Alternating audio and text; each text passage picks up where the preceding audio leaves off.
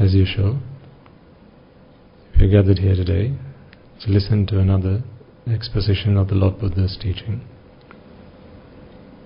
Before we commence today's sermon, let us all take a moment to acknowledge the fact, reflect on the fact that it is because of the Supremely Enlightened One, the Perfect One, the Omniscient One, the Infinitely Compassionate One, the Supreme Buddha, that we have the gift of Dhamma today. It is because of his dedication, his commitment towards the deliverance of all sentient beings, including you and I, that today we have this gift to help us get across the ocean of samsara to put an end to suffering once and for all. Bearing that in mind, let's all take a moment to pay homage to the Supreme Lord Buddha. Namo tassa bhagavato arahato samma sambuddhassa. Namo tassa bhagavato arahato samma sambuddhassa. Namo tassa bhagavato arahato samma sambuddhassa.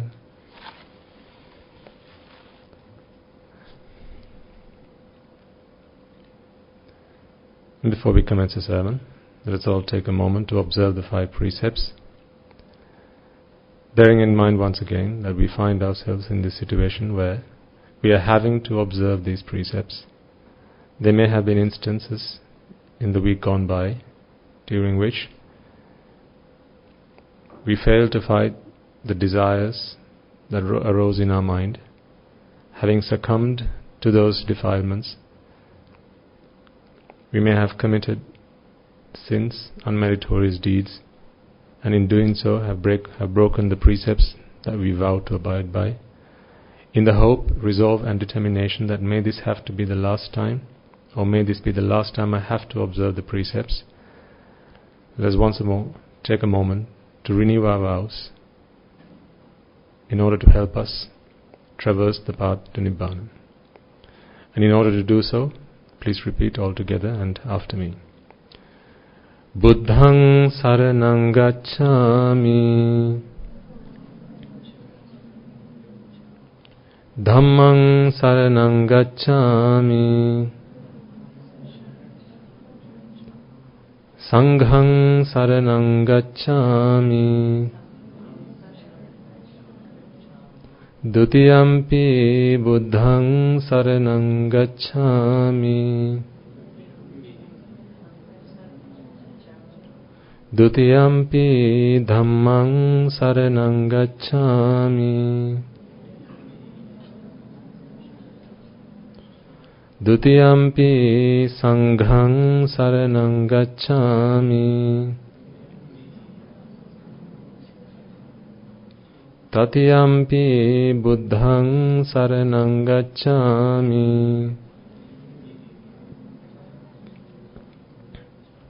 Tatiyampi dhammaṃ saraṇaṃ gacchāmi.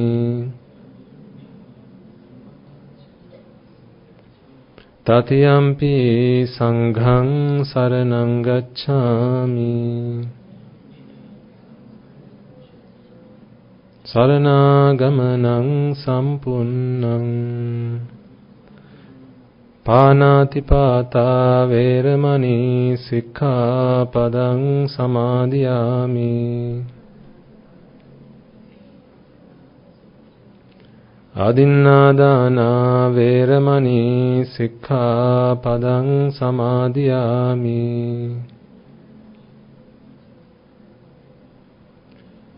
Kāmesu miccācārā vēramaṇī sikkāpadaṃ samādhiyāmi.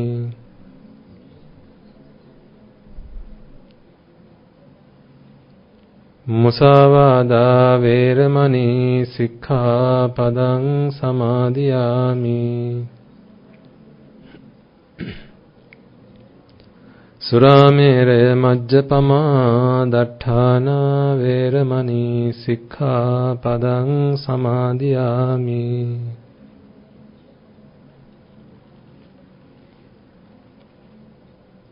Tisaranena saddhing panchasilang dhammang sadukang surakkitang katva appamadena sampade tabbang.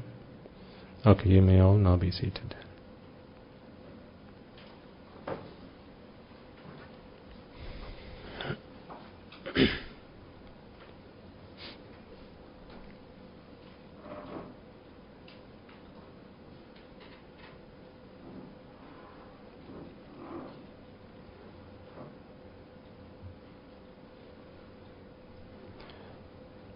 Most venerable members of the Mahasangha,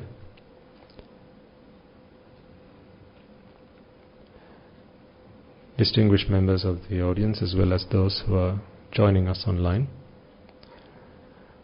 As usual, before we commence this sermon, let us all take a moment to invite the Devas, Brahmas, spirits, demons and the dead, wherever they may be in these 10,000 world systems.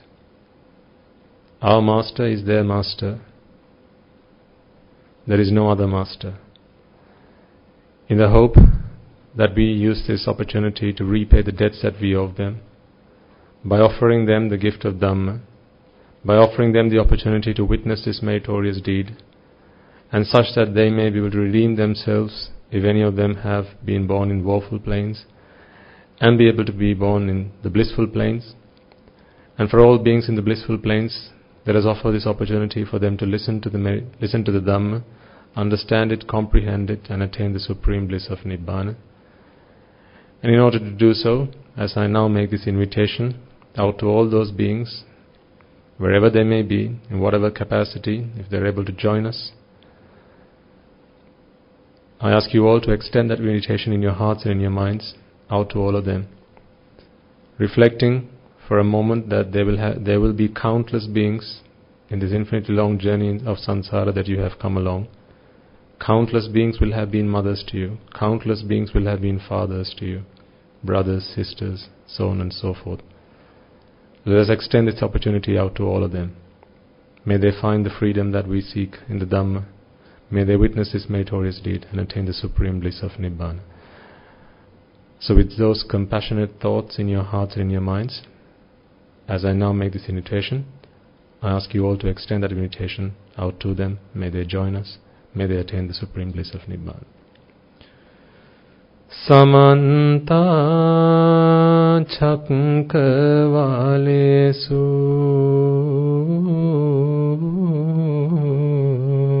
Atra Gachantu Devata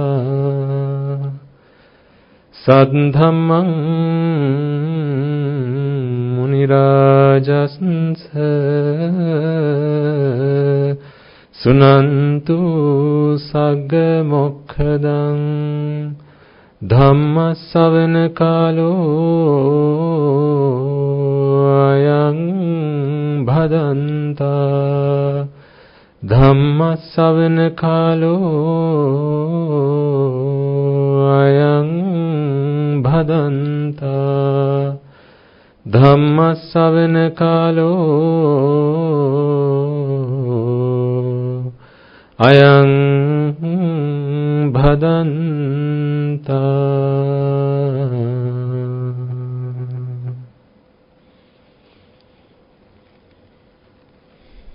And also before we commence the sermon, let us all take a moment to acknowledge and accept that the difference and the change that has happened in our lives is because of the Dhamma. To reflect for a moment, honesty, with humility and humbleness in our hearts and in our minds, about the person who we used to be before the Dhamma touched our lives, having been in the association of ignoble, immoral people, whose association defiled our minds with raga, dvesha, moha, desire, aversion and delusion, and having been blinded with ignorance and attachment, that is avidya and tanha, innumerable will be the times we will have offended, reviled and desecrated the noble ones, the Samma Sambuddhas, Pacceka Buddhas, Arahata Buddhas, Anagami, Sakradagami, Sotapannas, be they on the path of having attained the fruits, as well as the Buddha's ministry, the Sambuddha Shasana. For any thoughts, words or actions of revile and desecration that we might have directed towards them, either knowingly or unknowingly, the results of such actions, the consequences may be that our path is hindered, blocked, and it keeps us from achieving the noble attainments. So let us all take a moment with humbleness and humility in our minds and in our hearts to seek forgiveness from the noble ones for any wrongdoings that we might have done in this infinitely long journey in samsara all the way up until this point.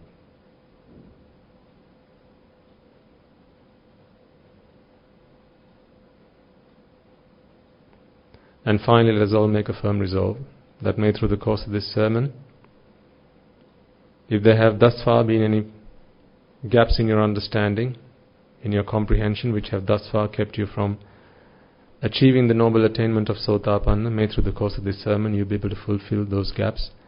And if there are those among you who have already attained the noble state of Sotapanna, may through the course of this sermon you be able to fulfill the subsequent stages and attain the supreme bliss of Nibbana. With that firm resolve in mind, I invite you all to prepare yourselves to listen to this sermon.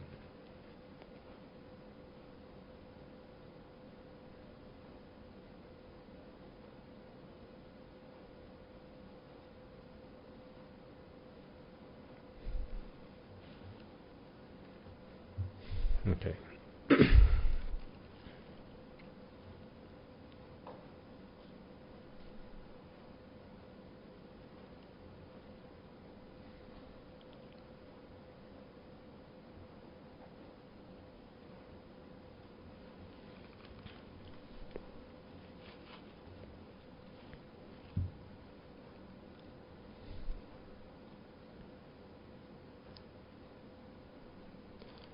So another week is upon us. Some new faces, some old faces, some really old faces.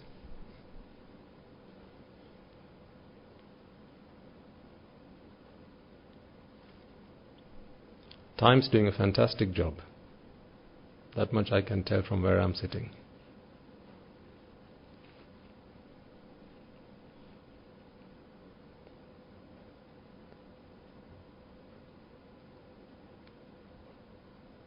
Nature does a fantastic job. As a matter of fact, everything does a fantastic job. They do their job. The oceans, they do their jobs. The rivers, they do their jobs. The wind that flows, it does its job. There's not a single fault to be found. The mountains, they do a perfect job. The rain does a fantastic job. The suns and the stars and the moons, they do a lovely job. And they operate like clockwork. They all do a fantastic job. Whatever their purpose was in coming into being, they serve their purpose.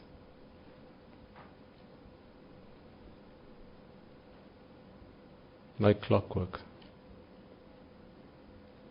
Without fail, the rains will wet the grounds. Without fail, the winds will blow, bringing with it coolness and a soothing effect on everyone it touches. Without fail, the weather, spring, summer, autumn, winter, all of these seasons, they come and go without fail. When was the last time we didn't have winter? No, it comes every year. Yeah, perhaps in countries like this, it's not so obvious, but there's still winter. They come and go. The globe turns on its axis without fail. The sun rises without fail. The moon rises without fail. Orion's in the sky. How often? Every night, without fail. It happens to be then that everything does its job, serves its purpose without fail, except for one particular being.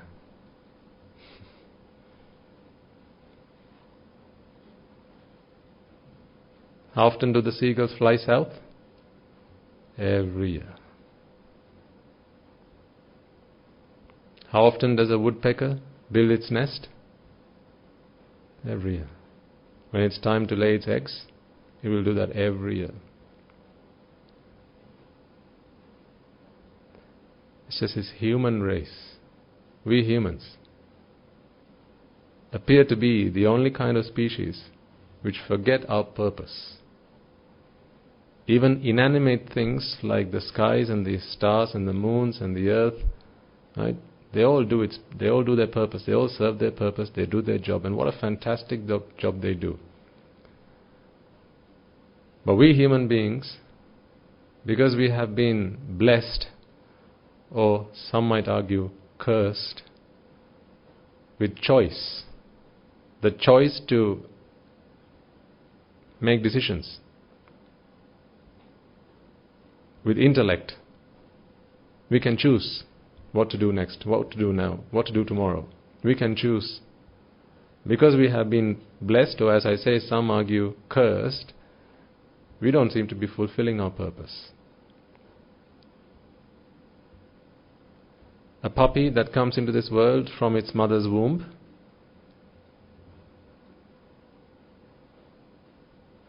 never gives up.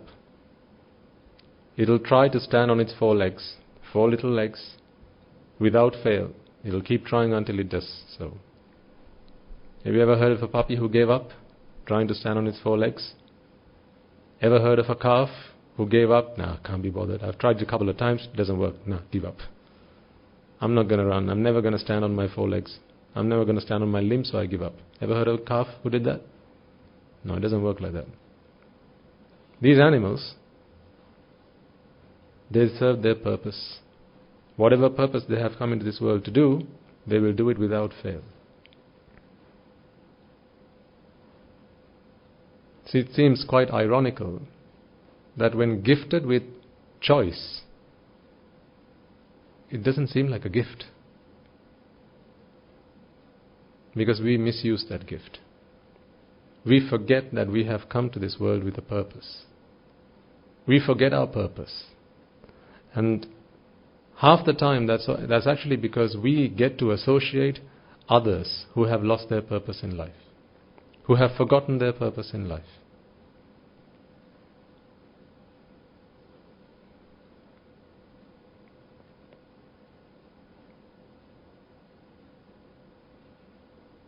A donkey, no matter how many times or how long you keep a donkey in between dogs, it's never going to learn to bark.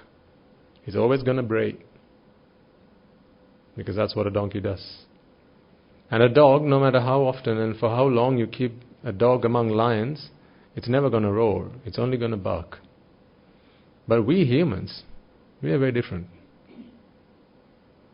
Keep a human being among other humans for long enough, he or she is going to turn out to be the average of the people that he or she is surrounded by. Yes or no? Absolutely. If you associate the wrong kind of crowd for long enough, and how long is long enough?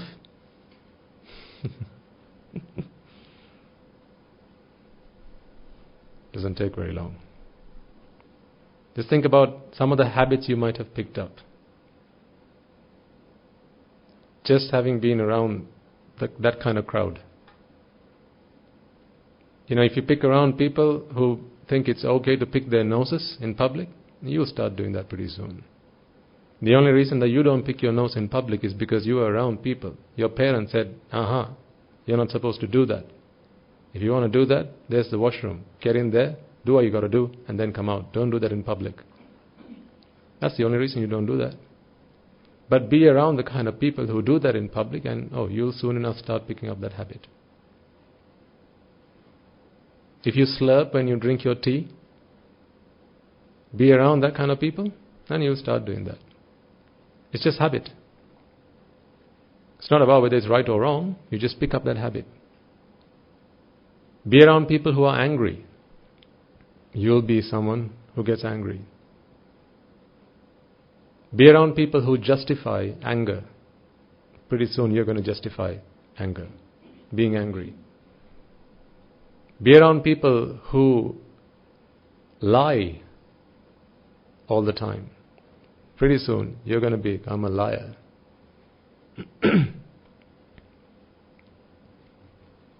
Think about the habits that you have picked up along the way. Some of these habits you'll be proud of. There'll be others you're ashamed of.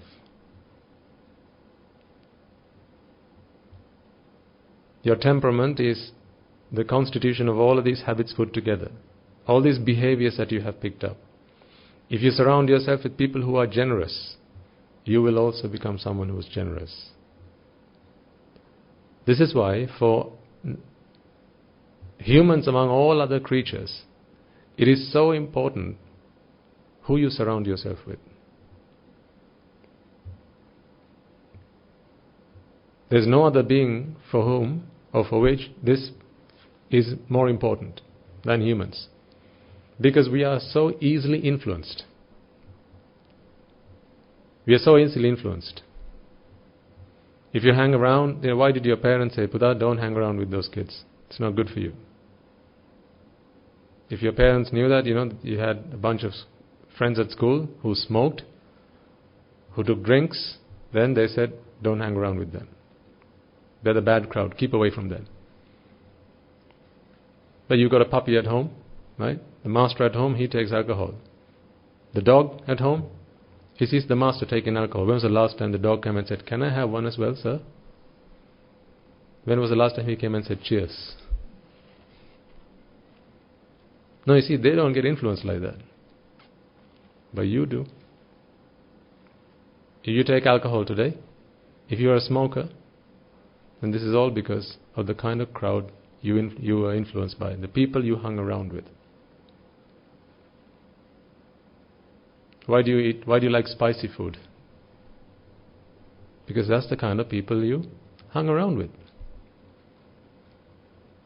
Why do you have a sweet tooth? That's because that's the kind of people you hang around with. See, from very simple things to big things, you are influenced by the people you hang around with. There's good in that, and there's bad in that. If you hang around the right crowd, then good for you. But equally, if you hang around the wrong crowd, if you hang around with the wrong kind of people, then that's terrible. The consequences can be dire.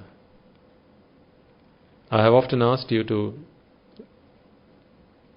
think and reflect about the 5 people you spend most of your time with. It's not something you can just do today and then forget about it. You know what? You've got to do it at least once every 3 months.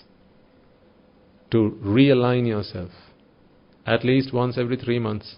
Stop for a moment and ask yourself, who are the people I spend most of my time with? It may be that after work, it's become a habit now to go out for a drink, right, after work. Work finishes at 5, 6 o'clock, everyone's at the pub. That may have become a habit now. So if you hang around people for whom it is a habit to hit the pub after work, then that's who you're going to be pretty soon.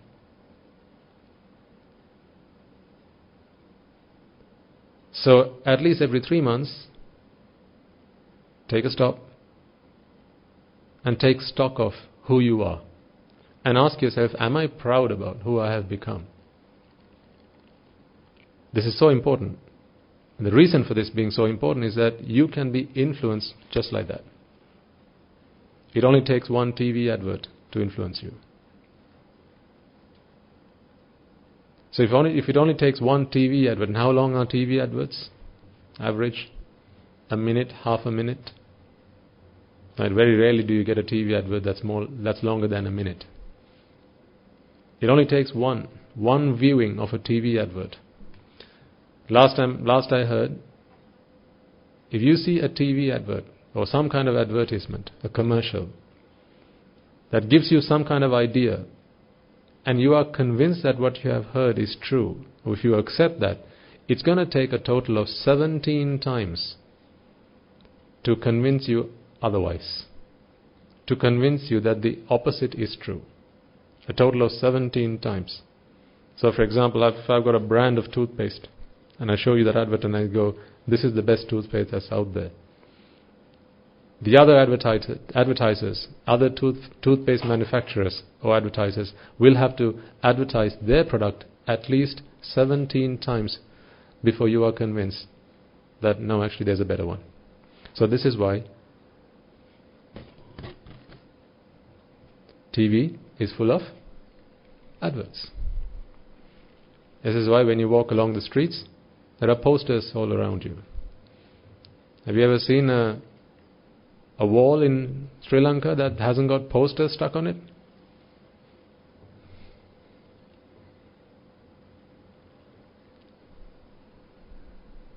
One day it says stick no bills.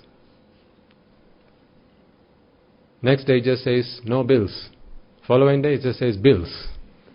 The following day, where's that notice that was there on there?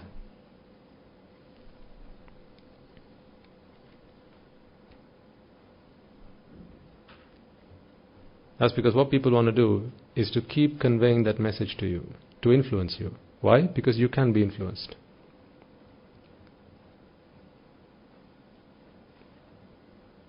In your industries, whatever profession you're in, you will have studied about these things. If you work in a job, in some kind of company, you will be taught about influencing skills. I learned influencing skills. How do you influence someone to do something that you want them to do?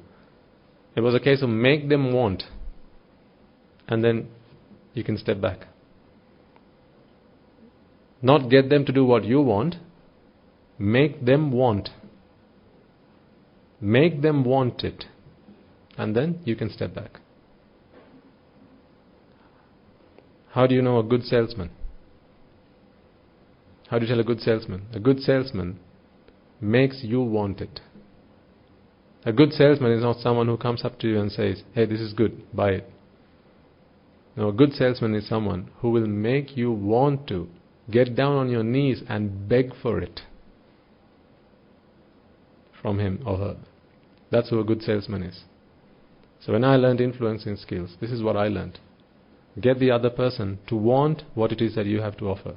And then you don't have to sell it. You already sold it. So that being the case, folks, I can't emphasize enough why I say every 3 months at least, take stock of the people you hang around with. Because your lives are so dynamic as opposed to mine. My life doesn't change a lot, right? I'm in these 4 walls, hopefully till my death, and the kind of people I hang around with are going to be the same. Probably the 3 or 4 people that I hang around with is going to be the same forever, until my death, until my last days. But your lives are so dynamic. Your lives change. If you change work, if you move home, if you make new friends, you got to do these things, right? All day, every day, you make new friends. You move home, you change jobs, you go abroad, change school. These are all life events which can bring a huge impact, which can make a huge impact on your direction of life, if you have not decided what your purpose in life is. This is why every 3 months I urge you, take stock and realign yourself to your purpose. Because 6 months is too late. A year is too late. Remember, you're spending something you can never get back. When time is gone, it's gone. It's not like money. It's not something you can spend and earn more of it. Once it's gone, it's gone.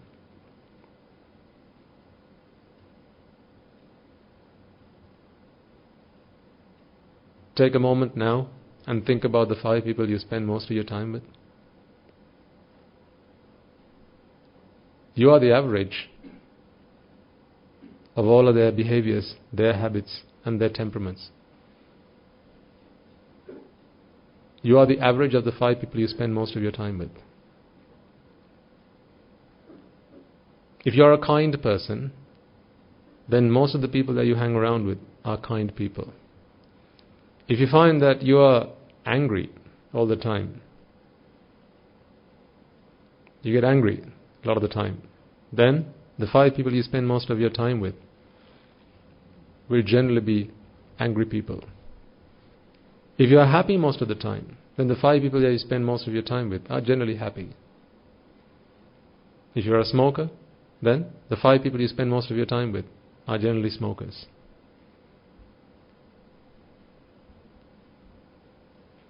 Is that not the case? Think about the 5 people you spend most of your time with. That could be at the workplace, it could be at home, it could be at school, it could be your friends. If it's at home, then there's very little you can do about it, because you can't pick your family. You get given a family. But the rest of it you can pick. You can pick and choose. You can pick and choose the friends you spend your time with.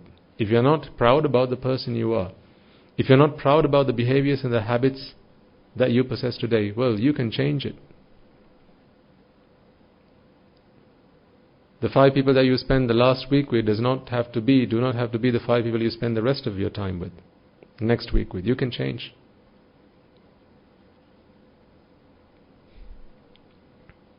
Because you see, the 5 people you spend most of your time with will influence how you spend something that you can never get back. This is why it's important.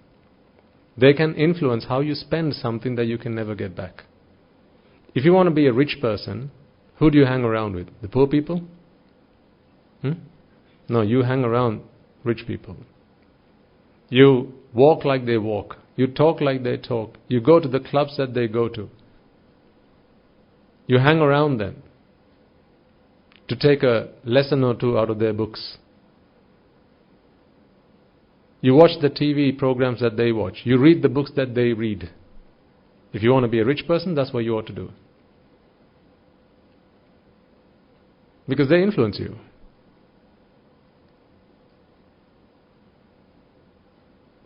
If you're poor today and you want to be rich, find out the things that poor people do and don't do them. Find out the things that rich people do and do them.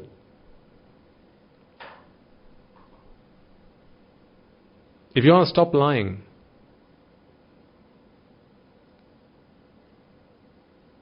then there's probably 1 or 2 people at least in the 5 people you spend most of your time with who you need to sever your connections with. Because there's probably 1 or 2 people there who are habitual liars. And so they have made it okay. They're justifying lying. And so you don't see what's wrong with it. This is so important on your path to Nirvana. Because on your path to Nirvana, you need constant influence. You always need a teacher. How often can you come to a monastery, walk into a temple and spend time with a teacher who has also dedicated their lives to Nirvana? It's not every day you can do that. It's not every day you can listen to the sermons, not all day long, right? Most of the time you spend in your homes or in your lay lives, you spend with someone else. And so it's important that you spend the time with people that you're proud to be spending time with. This is so important. So think about your workplace. Think about the guy you sit next to at the workplace. Think about the guy who you're going to work and have your coffee with. Is it time to change? Is it time to find a new one? A new person to have your coffee with? Think about who you go and have your lunch with every afternoon. Maybe at work or maybe at school. Who do you have your lunch with? Who do you sit next to? Who do you go and play with at school? Who do you hang around with? Who do you go out and play a game of cricket? Who do you go to the pub with? In the last 3 months, whose home did you go for a party? Last 6 months, who did you go to party with? Who did you hang around with? Is it time to change? Is it time to out with the old and in with the new? You can change.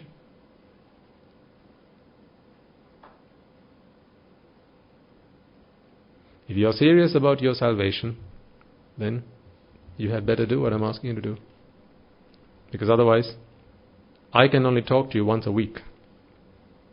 If you come on a Wednesday and a Saturday, maybe twice or 3 times a week. But the people that you spend most of your time with, they're talking to you 24/7. Except for the hours that you spend in bed, they're talking to you. Constantly feeding you with new information. Constantly shaping your perspective on the world. And I would imagine constantly reminding you that this world is pleasurable, that it's joyful, that it's essential. And hey, what a fun way to be around. What a fun place to be around. Let's all be here. Let's all hang around. Let's all live happily ever after.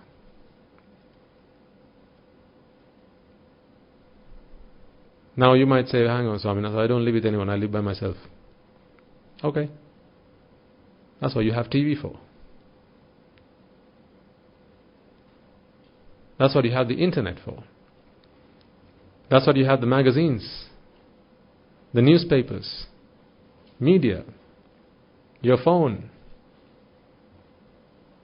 So you don't have to physically be with someone. Anytime you see something, anytime you hear something, guess what? You're being influenced. Now you came into this room, did you not see this decoration in this room? The hanging flowers, these lamps. Does this not influence you at least one tiny bit? If you've got a wedding coming up, think, that's not a bad idea. See, you're being influenced. Anything you see, anything you hear is influencing you, folks. If you see someone with colored hair, does that not influence you? Why is it young guys, they start wearing gel on their hair? Where did that come from? You saw someone doing it, and then you thought, actually that's smart, that's neat, I'm going to start applying gel on my hair. What about all these cuts that you have? You know, these fashionable haircuts that people pick up from time to time? All these trends. You have the Sangakkara cuts. Marley cuts, the Bob Marley. And some people braid their hair. Where do people pick this up from? Either you see or you hear.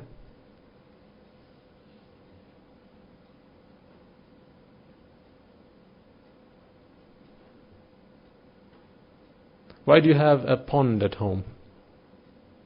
Who said that was a good idea? No, you saw it in someone else's place.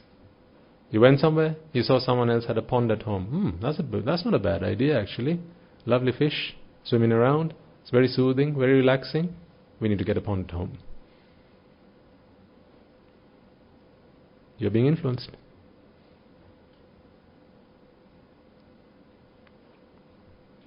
I don't need to say a lot to influence you. Next day you come in, what if I have a Coca-Cola banner on the wall? I've influenced you. You're constantly being influenced. The moment you open your eyes, you're being influenced. The moment you allow sounds to reach your eardrums, you're being influenced. But unlike dogs, unlike animals, unlike cows and sheep and cattle, who can't be influenced because they're set in their nature, they're set in their way, they just go through vipaka. Their instincts is what guides them. Unlike them, you and I, we can be influenced. This is why it's important to stop and take stock all the time of the people you spend your time with. Because if you hang around the wrong crowd, if you hang around people who show you the wrong kind of thing, if you hang around people who make you listen to the wrong kind of stuff, then you will lose your bearings. I used to live a very mediocre life before I came across a mentor who taught me to look at life in a very different way. I'm not talking about the Dhamma. I'm talking about reaching my potential. In a lay life, in a worldly existence, I came across a mentor one day who sat me down. He only asked me one question. He said, "Show me your list of goals." I said, "My list of what?" He said, "Your list of goals." I said, "I don't have one." And then he said, "Well, if you don't have a list of goals, I can guess your bank balance, give or take £100. I can guess your bank balance." And he was right. He said, "I can guess your cholesterol levels."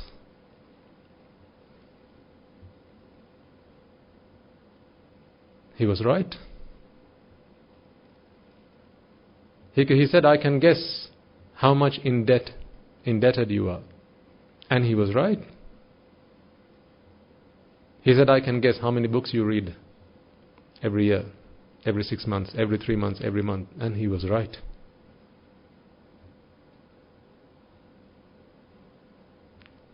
He was right. I didn't have a list of goals written down, and he was right in all the guesses that he made. Because what he showed me was, you don't have purpose. You don't have purpose in your life. You just live life. You just let life go by. He showed me that for me, living was simply the passage of time. Just let time pass by. Until the last talk, the last take, and that's me done.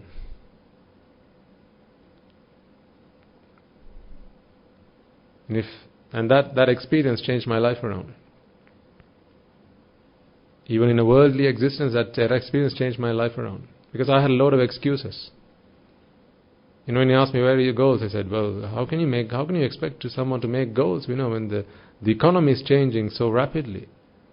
Right? The state of the finance of the country, that's changing so rapidly. The politicians, the politics, that's all changing all the time. How can you expect me to have goals? You can't." He asked me, how much do you save every month? And I asked him, how can you expect me to save? The taxes are so high. Right? They charge you too much in taxes. There's a lot more month left at the end of the money. Right? How can you expect me to save any money? So I had this long list of excuses. So he listened to me as I went through my excuses, one by one and one by one. He said, "Give me." So I gave him my list of excuses. He looked at it and said, "This is one problem with this." So on that list I had the economy, the education system, politicians, the weather. Right? I had all this list of excuses. He said, "This is one problem with this." What's that? You ain't on it. He said, "You ain't on it. That's the problem with your list of excuses." What's that? You're not on it. So he said, "Tear this up. Get a new bit of paper. Now here's your only list of excuses." And he said, "Write down in block capital letters, M-E. That's your excuse." That changed my life around. He showed me that the problem was always me. He made me realize that. Because you know what? In life, things happen to everybody, to pretty much everyone. The winters come to everyone. Rains, everyone. Good times and bad times. They're not something that's reserved for the poor people. Rich people have poor times, bad times. So it's not the event that decides the outcome in your lives. It's how you respond to it. And the people you hang around with will influence you as to how you respond to the events that happen in your life. So if you remember last week, when you came to the sermon last week, I asked you to do something. I said, I have strategically placed things in and around your homes. I put a chocolate cake in your fridge. I set the alarm clock for 4:30 in the morning. Did that ring? Did the alarm clock go off? It was 4:30 in the morning I set it for. What time did it go off? The wretched alarm clock. So I place these things strategically around your home because I wanted to give you food for thought. I wanted you all to take a moment to think, how am I going to respond to this? Because alarms go off for everyone, every day. It's not just something that you have at home, so I also have an alarm. Just like you, madam, I also have an alarm that wakes me up in the morning. So the event is there for all of us. That's not different. But how I respond to the alarm has changed. It used to be I used to curse my alarm. The poor thing, I used to curse it. And sometimes when I had very little sleep, as the alarm's going off, I say, if you ring one more time,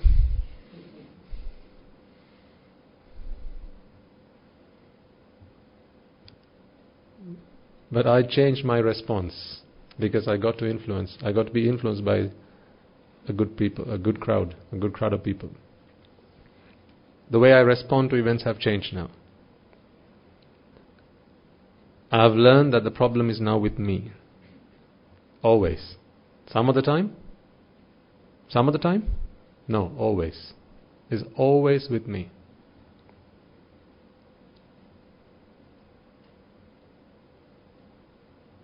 How are you dealing with anger? Do you still have anger issues? Do you? Anger? No? Are you ashamed? Don't be ashamed. You should see yourself when you're angry. You look very important. You go into that, let me show you who's boss mode, right? You look like a boss when you're angry. Like, don't mess with me because I'm angry.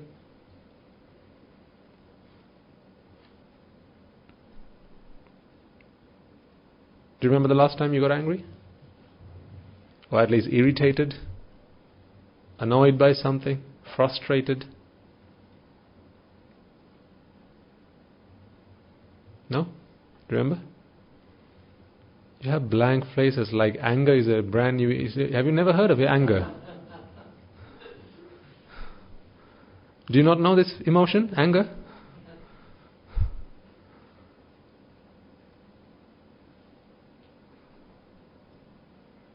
I don't know why I bother preaching to you guys. You don't need this stuff. You're all saints. You don't get angry. You don't have desires.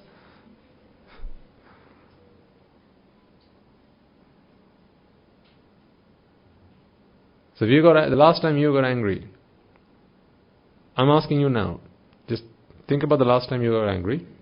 Okay? Remind yourself the last time you got angry or irritated, annoyed, right? Just when you go, remember that? Yeah? Is that not anger? Of course it is. Irritation, annoyance, right? Ask yourself, which way did you point your finger? Did you point your finger outwards or did you point your finger back at you? This is a very important question. The answer to this question determines, are you on the right track? It's very binary, is it not? It's either 1 or a 0. I'm asking you, did you point your finger outwards or did you point your finger towards you? The last time you got angry might have been this morning, might have been when the bus arrived, or you were late, or the bus was late, or when I was expecting you at 2 o'clock, and you got here by 2 o'clock, I know, but it was late here for the arrangements to be made. There was a meeting here before that, so that dragged on for a bit longer than we expected. So did you turn up here expecting Swami Nuhasi to be ready by 2 o'clock and you went,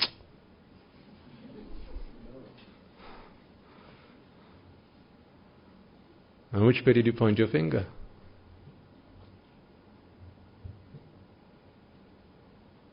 Yeah, anger is a very regular emotion. We've all experienced anger. I don't see a problem with anger. What I see a problem with is, when you are angry, which way do you point your finger? That's where I see the problem. If you're pointing your finger outwards, you're on the wrong track still. See, really simple way to figure out if you're on the right track to Nibbana. I'm not asking you which jhana you're in. I didn't ask you that question. I didn't ask you, are you a Sotapanna or a Sakrudagami or a Nanagami? All I'm asking is a very simple, very basic question. Anyone can answer this. Anyone with a little bit of common sense can answer this question. If you understand my question, you can answer it. That's all it takes. A 6-year-old can answer this question. Last time you got angry, which way did you point your finger? Did you point that way, or did you point that way?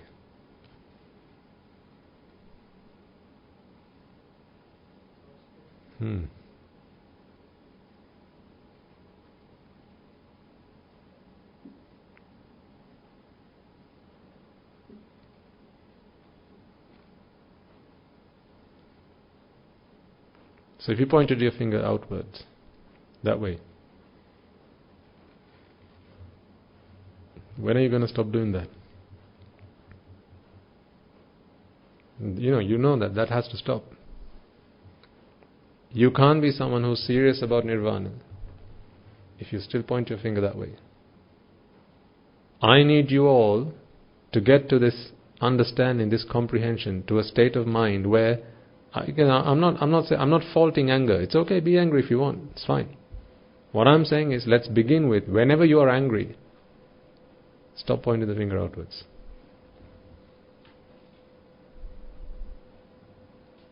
You've got to seriously stop doing that.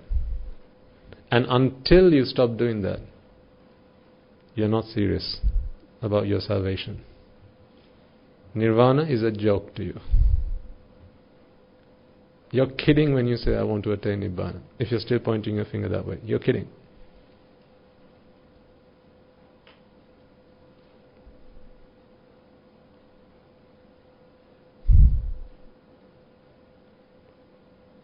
The other opposite is the same.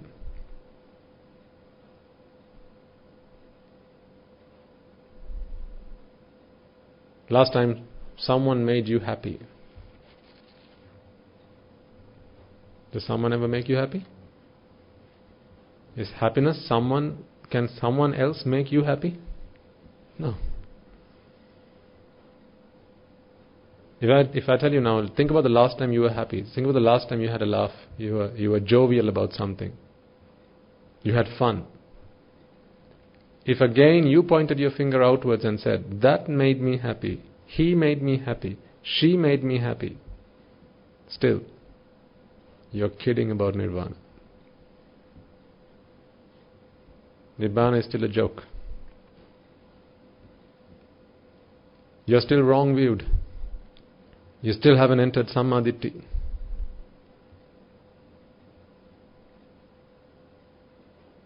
Both anger and joy, you need to begin to realize, are manifestations of your own mental states. They are not outwardly things that come towards you. No one can make you angry, folks. No one can make you happy. Both anger and happiness are of your own making. You are the architect of your own anger. You are the architect of your own happiness. There's not a soul in this world that can make you happy. There's not a soul in this world that can make you angry. They're both your own making. So you need to stop pointing your finger outwards. If when I say you got to stop pointing your finger outwards, your response in your mind is, but Swaminasa, how come? How come? That guy did something I didn't like. I told him not to do it and he did it. So surely he made me angry. You haven't realized Nibbana yet. You're not on the Noble Eightfold Path yet, because you still haven't seen the truth. You're still expecting outwardly,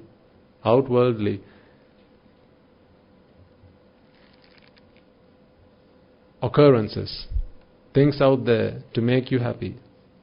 And you're thinking, you're of the understanding that they make you sad, they steal your happiness. So how can you attain nirvana that way? How does one become angry? First, you've got to set an expectation. Right? That's where it all starts. Puta, make your bed. Isn't that an expectation? I want my son, I want my child to make his or her bed when he or she wakes up. First thing you wake up, make your bed. That is that expectation. So now the expectation has been set. You walk into the bedroom and the bed has not been made. Now you feel angry. So knee-jerk reaction is, who made you angry? Child made you angry. Why? They didn't make the bed.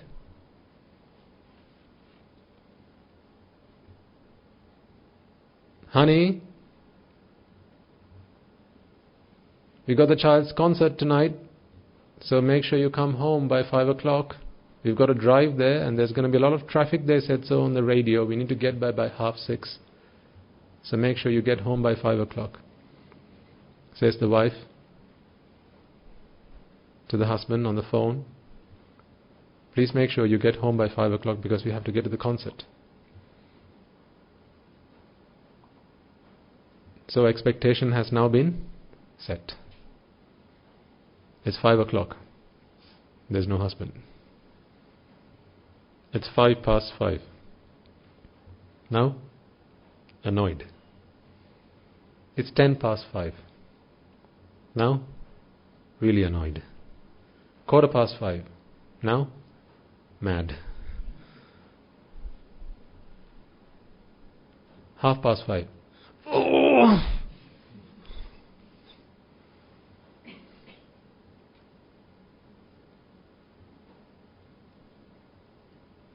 Anger. So who made you angry? He made me angry, right? Why? Husband's late. I asked him to be home by 5 o'clock and he's not. How dare he? How dare he? Anger.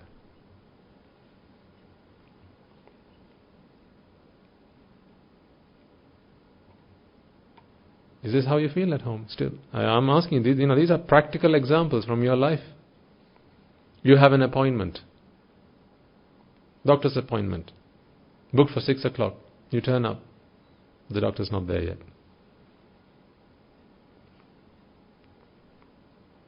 Isn't that how it usually works? You turn up for the appointment and the doctors are never there. There must be busy people, right? So we can excuse them. But that makes you upset, makes you angry, and that's when you say, why can't these fools work on time? Why are they always late? Why are the buses always late? Why are the trains always late? Why are the flights always late? Why can't they work on time? Why can't they work to a timetable? Why can't they work to a schedule? Why are they always late? So again, pointing the finger outwards. When will you be happy? If you're always pointing your finger outwards, folks, remember what I told, I think we spoke about this some weeks ago. If you're pointing one finger outwards, you got 3 fingers pointing at you. Why 3? Raga, Desha, Moha. 3 fingers pointing right back at you.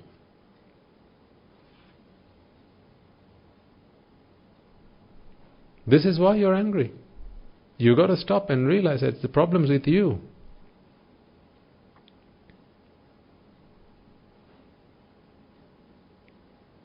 You're driving along the road, you cross a white line. The police sees you, traffic police, waves at you, stop. You pull up. How do you feel right now? Oh, what fantastic policemen, they're doing their job perfectly. How good they are. That's how you feel, right? Isn't that when you start transferring merits to their parents?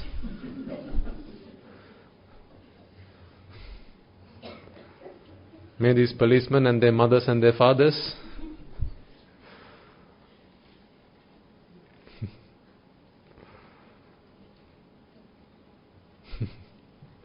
Oh, so you know, you have this feeling. You have the experience, right? Good. You feel angry. You feel angry and you point your finger which way? At them. And it doesn't have to be people. When was the last time you tried to pull your seat belt and it's stuck and it won't come? You keep tugging at it like a fool because, of course, you keep tugging at it at such force, it's never going to come. You've got to be gentle with it. That's how a seat belt works.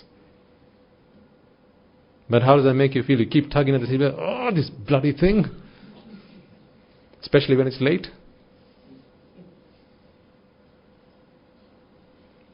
You know, we Sri Lankans, we always work on time, right? That's why we don't bother with seat belts. Because they take up a lot of time. You know, in the UK, cars, they depreciate in value. You buy a car today, you sell it in a year's time, it's depreciated in value. But in Sri Lanka, it's the other way, right? They appreciate in value. I realize why. Because there's one component in the car that never gets used. And it's that component that appreciates the value of the car. What's that? Seat belt.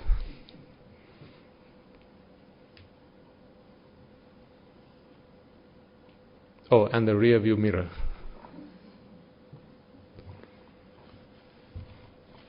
I'm just jesting. But the point here is, we've got to stop pointing our finger outwards, folks. You know, let's just say, I'm not against you feeling anger. I'm not trying to fix the problem, I'm trying to fix the cause. There's no point trying to say, don't be angry. It doesn't work like that. Because anger is the result of not seeing the cause. We are not about treating the problem. We are about treating the cause. Let's treat the root of the problem. So I have nothing against you feeling anger. Be as angry as you like. All I'm asking you to do is start looking at the right cause. Start identifying the cause of your annoyance, of your frustration.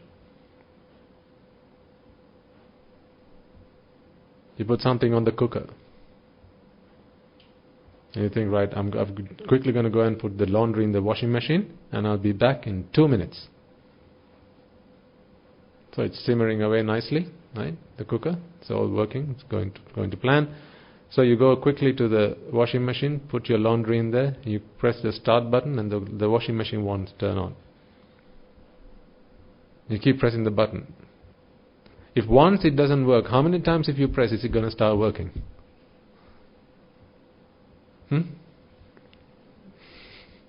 So why do people then keep...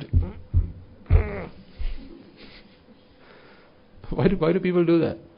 It's like the TV remote. You press the on button once and the TV doesn't come on. What do they do next? They almost stand on it.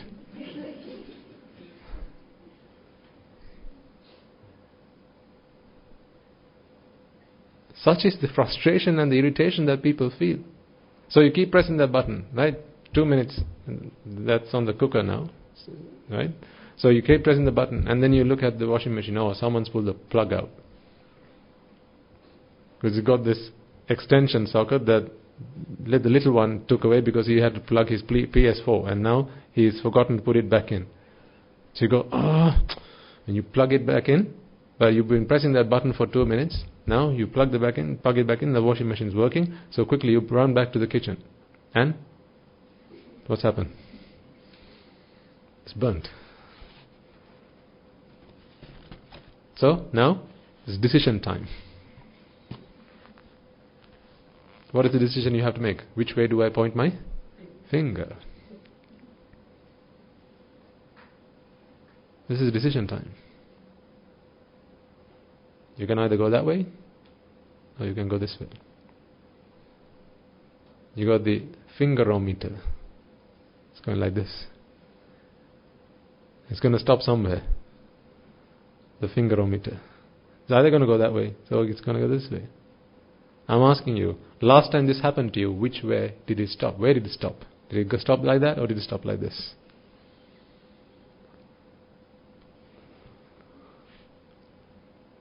Last time you were buttoning your shirt up, No, it's late for work. You start buttoning your shirt and the button comes off. There's a sound effect for that. Do you not know that? There's a sound effect for these things. You tie your shoelaces and the shoelace breaks. What's the sound effect? No, it's great. We have a sound effect for these things.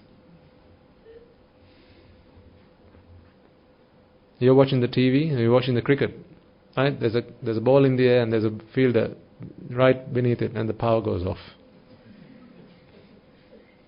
What's the sound effect?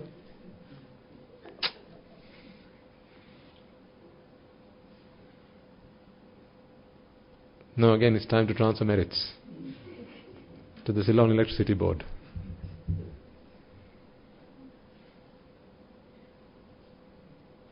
Aren't all of these examples from your life? See, it's decision time. Which way do you point your finger?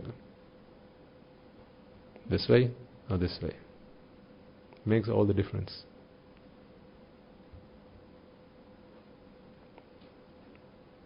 You know, that time, few seconds you have to make that choice makes all the difference. Because in that, whatever decision you make in those few seconds will determine the outcome of this event. Because it's in those 1 or 2 seconds you have to decide the response that you come up with. If you fail to see that all that's happened here is the unfulfillment of an expectation, and the expectation is the problem, then you're going to point your finger that way. You made me angry. She made me angry. He made me angry. It made me angry. That made me angry. The cat made me angry. I'm asking you, when will you ever find peace? Because every man and his dog out there, they all make you angry. So how many people do you have to go and fix now?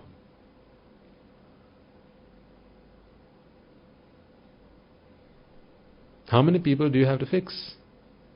Countless. Have you begun to see the problem with this? Wanting and desire is the problem. Setting expectations is the problem. You expect X, you get Y. Problem. What is the problem? Is it Y or expecting X? Expecting X. So why did we expect X? Because we believed that X is what brings us happiness. This is what's going to make me happy.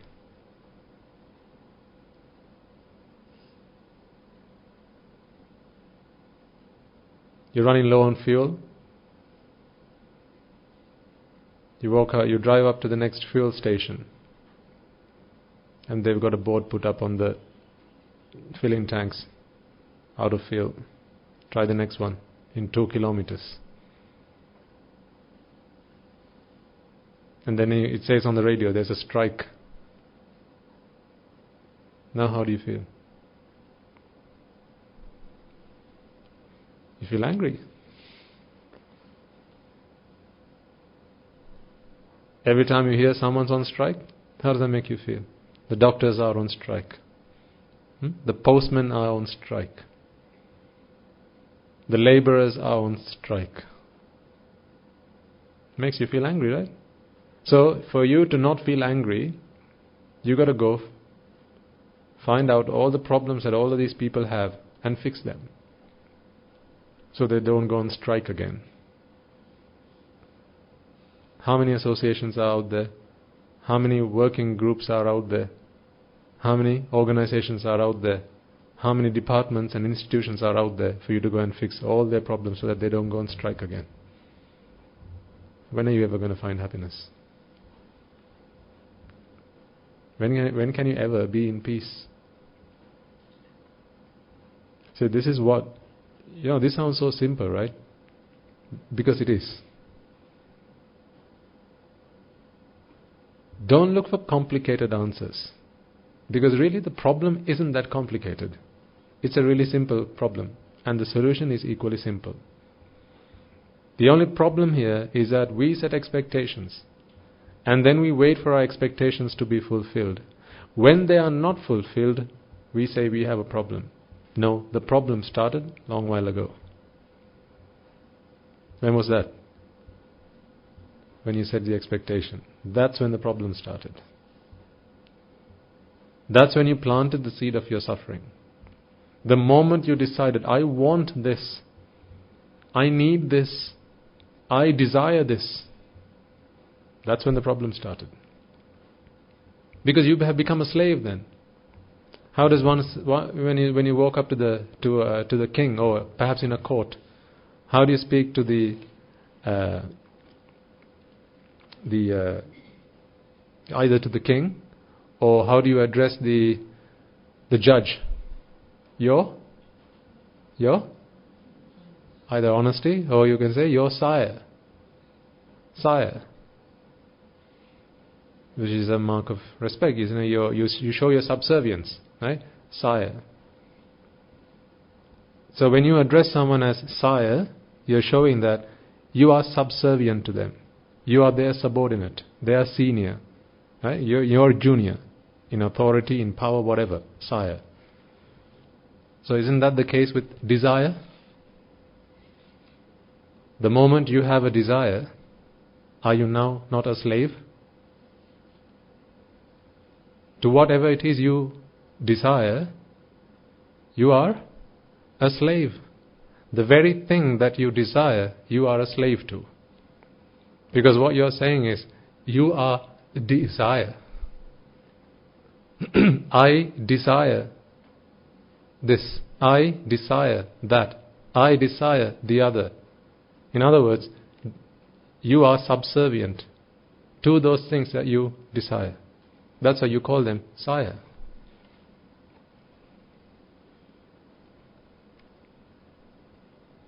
Desire. That is the problem. Wanting is the problem. Desire is the problem. If you have begun to see this, if you have begun to realize this, you are beginning to understand the first noble truth of suffering.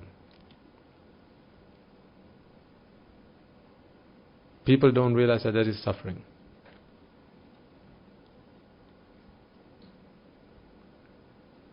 People out there who have not understood the Dhamma, who have not come across the Dhamma, will never accept, will never acknowledge that desire is the problem. They'll always say, not having what you want is the problem. Are you seeing the difference here? I want X, I don't have X. Depending on who you ask, what the problem is, you get a different answer. If you speak to someone who has understood the noble truth of suffering, they'll say, the first sentence you said, and that was, I want X, that's the problem. If you speak to someone who's ignoble, who has not realized the noble truth of suffering, they'll say, not having X, that's the problem. So, really simple terms, let's put that into an example. Right? Young man, he wants to find a partner, and he goes looking for one. So now he wants a partner. He wants to get married.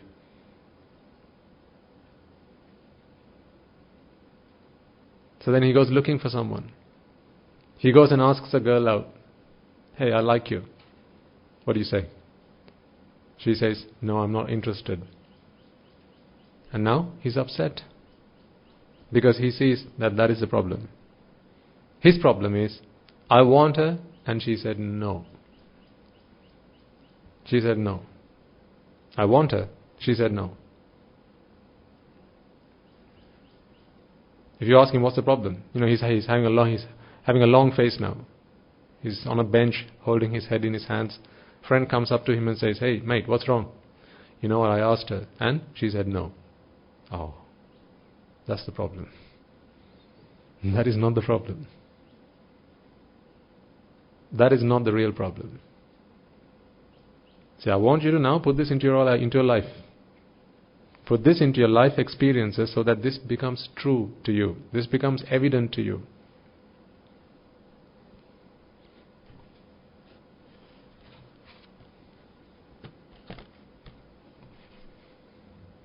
Why are you having a long face? I asked her and she said no. That's the problem. That's not the problem. The problem that he's speaking of, anyone can see that. In fact, it's not something you see, it's something you feel. This is feeling suffering. Suffering can either be realized or experienced. The suffering that he's talking about is the suffering to be experienced. In Buddhist philosophy, the Buddha's teaching is not about experiencing suffering. He teaches suffering to be realized, not to experience. Experiencing is something you do with emotion. The emotion of disappointment. People say that is a problem. Have you not come across negative emotions? We all speak of that, negative emotions. And people will teach you how to address these. If you go to a counselor, why does someone go to a counselor? I'll give you two answers. Do you tell me which one? A, I asked her, I want to go out with her. B, she said no. For which of these two reasons does one go looking for a counselor? Is it I asked her, or I want to go out with her, or is it she said no? She said no.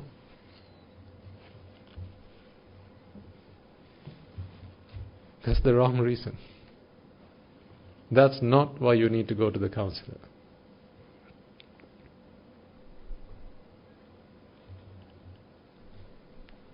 That's the wrong reason.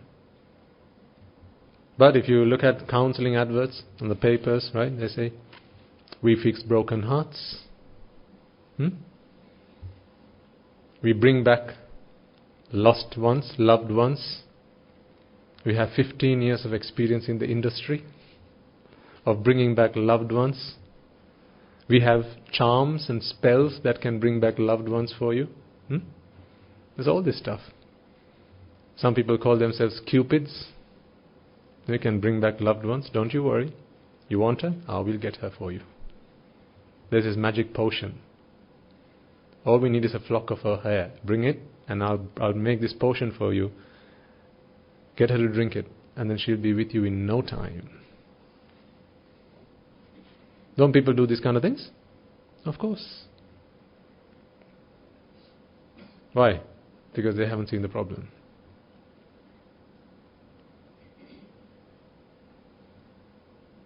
Why is this not the real problem that we need to see? Why is this not the problem we need to be talking about? Because it doesn't fix the root of the problem. It's like pruning the branches of a tree. Every time you prune, it's just going to keep growing back. You can't stop weed from growing just by plucking at its twigs or pulling out a couple of leaves. You can't do it that way. You got to uproot it. You got to pull it out of the roots, out of the ground, along with the roots, so it doesn't grow again. The problems that people solve are the wrong problems because all they're doing is they're pruning it, not addressing the root problem. Wanting is the problem. See, that guy who wanted that girl to go out with him, he should have gone to the temple. He should have gone and spoken to a monk. Because the counselor is the wrong person to go to, because the counselor does not fix those kind of problems. You can't go to a counselor and say, I want to go out with a girl. Help. Because the next question they're going to ask is, okay, who do you want to go out with? That's what they're going to ask you. What do you have the matrimonials for? To help you make your mind up not to get married? No, to bring you the person that you want to get married to. Again, fixing the wrong problem. That's fixing the wrong problem. Bill, you got married, right? Why? You fixed the wrong problem. You had a problem, but you fixed the wrong one. All you did was plaster over the problem. There's a moldy wall. A wall which is moldy. Right? Because the water is being seeping through it. Over a year or so it's become moldy. So, there's a quick fix. Whitewash. Just paint over it. And it looks as if the problem's gone. But has it really gone? No. Sure and short, it's coming back. How many layers of paint can stop a moldy wall from showing up again? None. Because no matter how many times you paint over it, given enough time, it's going to show up again.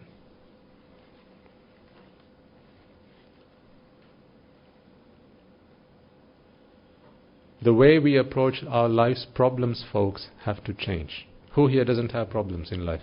Put your hand up. I don't have any problems. Right, so you all have problems. Right, so you're in the right place then. You're in the right place because what I'm trying to help you is figure out the right problem. All of your problems have one root. But above the root, they manifest themselves in 100,000 different ways. If you spend all your life trying to address all of these 100,000 different problems, well, you're wasting your life away. Because by the time you've fixed the first 500 and gone on to work on the next 500, the first 500 you fixed, they're going to start to resurface. It's like herding cattle without shutting the gates. Keep the gates open, herd in the cattle, right? And by the time you've gone back to get the next bunch, these guys have escaped. Or herding sheep, if you like. The day you can make your mind up, let them roam free. I don't need to cage these guys anymore. Now you have fixed the problem. This is what I want you to this is what I want you to realize, because I know you didn't come here for a party. I know you didn't come to the temple because we offer you a free lunch. No, we don't give you a free lunch here. We don't give you free drinks, or we don't give you clothing, or we don't give you any of that kind of stuff. You're all here because you have problems in your life. Yes or no? Yes, you're all here because you have problems in your life. Why did I ordain? Because I have problems. We have issues. We all have issues. So I know then you are all here because you have problems in your lives. Then it is my duty to help you find solutions to your problems. Isn't that why you invited me to come and talk to you? That's why you asked me to give you a sermon, to help you fix your life's problems. What I'm telling you is, there's really only one problem that needs to be fixed. If you realize that, folks, all of this hard work and labor and toiling that you do to fix 100,000 problems can stop. Because really there's only one root problem. Fix that one problem and all the other problems will disappear. We need to pull this weed out along with its roots. We've got to uproot it, and then all the life's problems will be gone. And that problem is desire. Wanting, needing, longing, and yearning.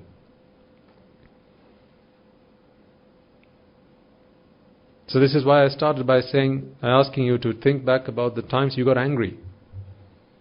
Because anger is a problem. And I asked you who here does not get angry, and none of you raised your hands up. So one of the problems you have in your life is anger. And you want to fix that problem. Good. Let's fix it. To fix the problem of anger, I want you to start looking at the times in your life when you have been angry. And rather than pointing your finger outwards, look within to find the answer. Look on the inside. Look inside, look internally, and you will find the answer. Setting expectation was the problem. You set an expectation on something that you wanted. Expectation, in fact, was the wanting. I want this to happen, it didn't happen, so now I'm angry. I want that to happen, it didn't happen, and so therefore now I'm angry. I wanted that promotion, the other guy got it, so now angry. Angry with whom? The other guy.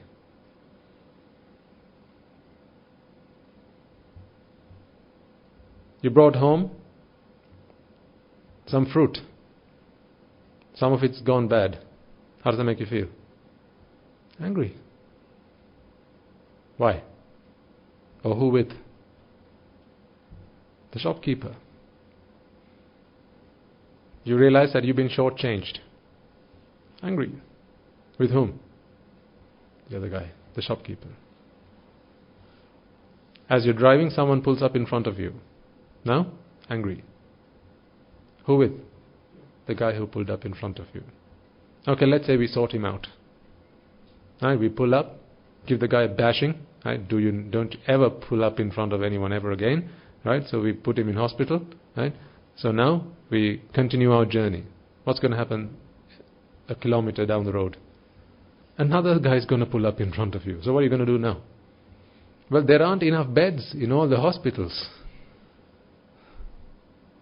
to put all those people in the wards, to keep them out of the roads. There aren't enough beds in hospitals. So how are you going to fix the problem now?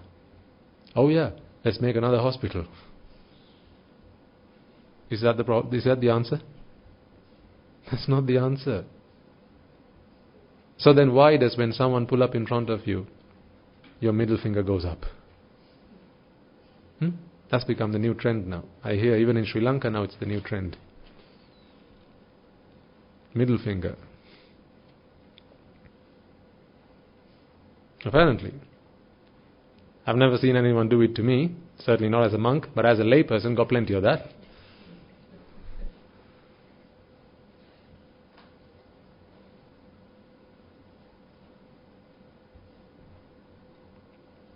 People are so angry.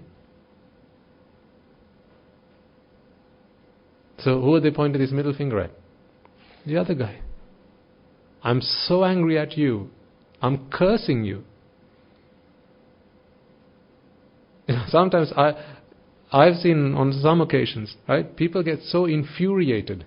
They don't want to just show the middle finger. They want to roll down their windows and actually shout at the other person.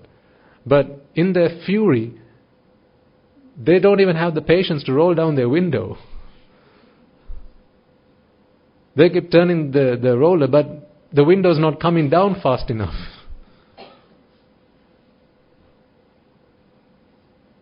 Such fury. Burning on the inside.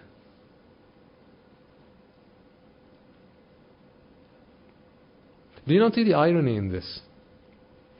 Let's say someone actually did pull in front of you, okay? And it's wrong to do that. So who's at fault here? The guy who pulled up in front of you. So he's the guy who's, he's made a traffic violation. Let's say it's a traffic violation to pull up in front of someone. So who's wronged here? The guy who pulled up in front of you. Who's suffering? You. Do you not see the irony? Someone else made the mistake and I am suffering.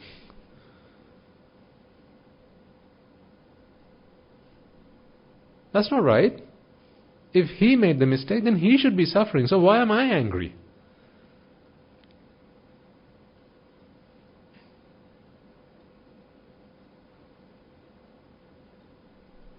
Do you remember the last time this happened to you? Someone pulled up in front of you? You started gritting your teeth? And your whole face went red? You started swearing?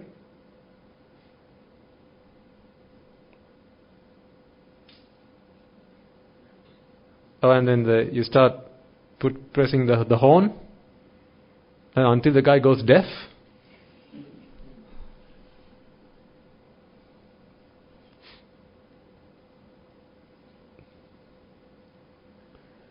But do you not realize that when you press the horn, who gets to hear the higher number of decibels? It's louder to the guy in the car. Because the guy in the car in front of you, he's got his windows rolled out. He's not going to hear it half the time. So why are you punishing yourself? I mean, you might as well slap yourself in the face. Guy pulls up in front of you. Slap yourself in the face.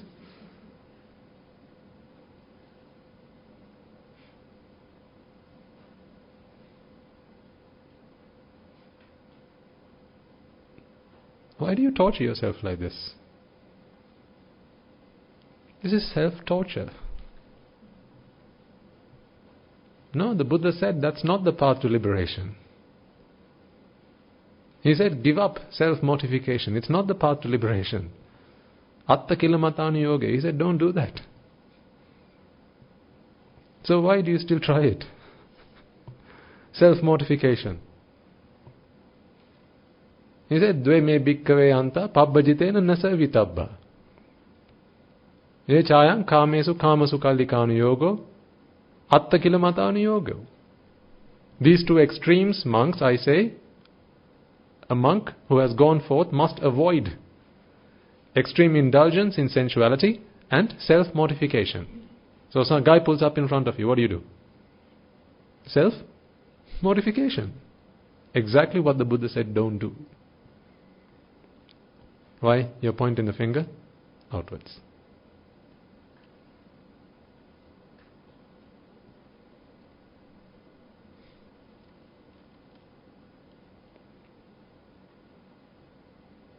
Yes, sir. I have a target to go. From that time I have to be there. So then from that point I am sacrificing. So how do you manage that? So you mean expectation? I know that it's another expectation. Yeah. But so coming to my sermon on time. So because of that guy I won't be able to come. So then I have to give up this. So how do you manage this? Good question. So you'll all have this experience. You know, to be somewhere on time, right? If appointment has been fixed, you have to be there. So a guy pulls up in front. He's driving like a tortoise. Right? The road ahead is clear. Right? He could be driving at 30 miles per hour and he's going at 10. Also, you have this experience.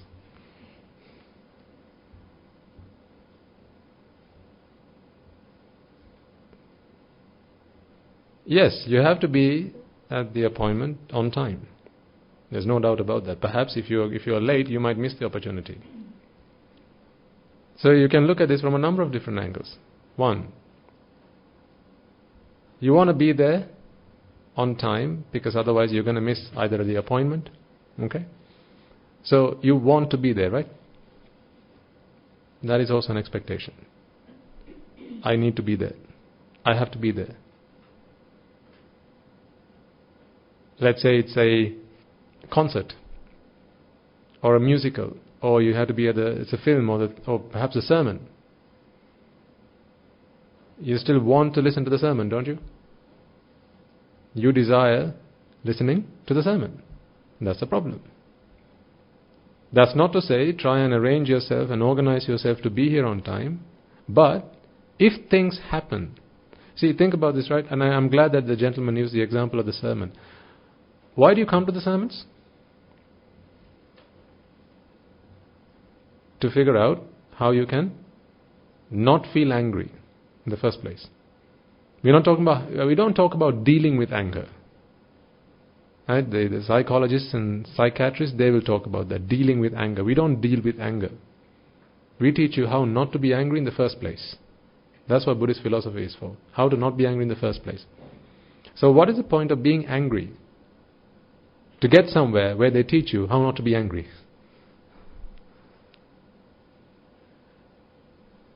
You get my point?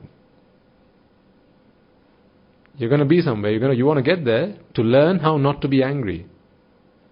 Someone or something delays you, and now you're angry. Why? I need to get there so that I can not be angry. Of course, it may be that you're late.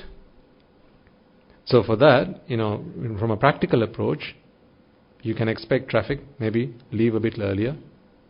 I don't need to teach these things really, you know all of this stuff. You can leave earlier, right? Allow time for traffic, allow time for breakdowns, allow time for unexpected things. But actually I know what you're asking me is, how do you manage your mentality at that point of time? Not about the actual logistics of it. How do you address the mental frustration at that time, the annoyance that you experience? Well, you need to stop for a moment and ask yourself, which way does the finger or meter need to turn now? See, think about it this way. Let's say as you're driving along the road, you need to be at the sermon by 3 o'clock or 2 o'clock. So you're driving up and you hear the trains approaching. So now the barriers start coming down. You want to get through the gates before the gates come up in front of you. But despite your best efforts, you are unable to do so. However, as the gates are coming down, the guy in front of you, so he stalls, and then he starts his car again, and because he stalls, that's what made you angry. Why can't this idiot drive? Why do they give license to people like this? Right? There are all these questions that start coming in your mind. Right?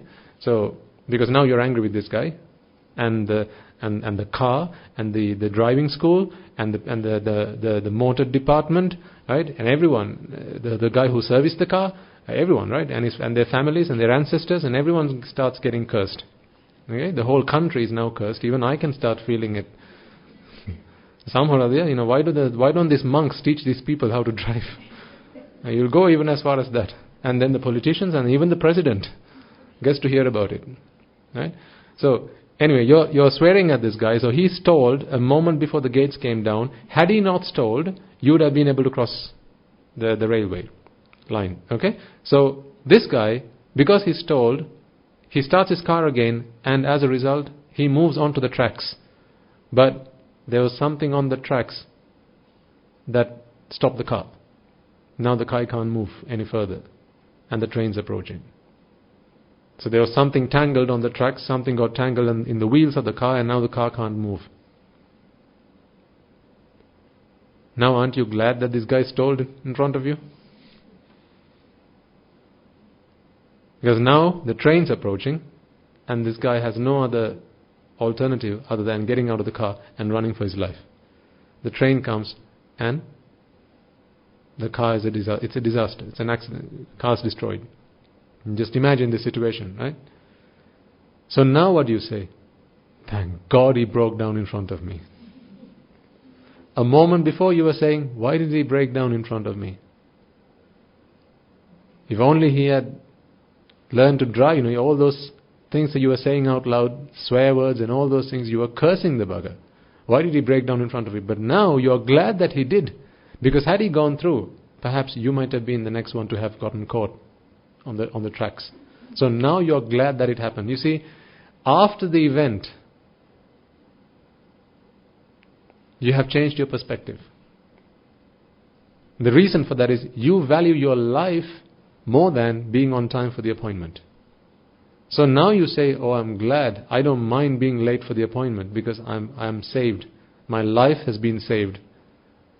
The alternative would have been, my life would have been destroyed. So you see, the outcome was the same. The car stopped in front of you. A moment ago, you were angry about it. Now, you're glad that it happened. The only reason is, it's a different expectation. First, I didn't want to be late for the appointment. You didn't worry about, in fact, you didn't even fear your life at that point in time because that was not a concern.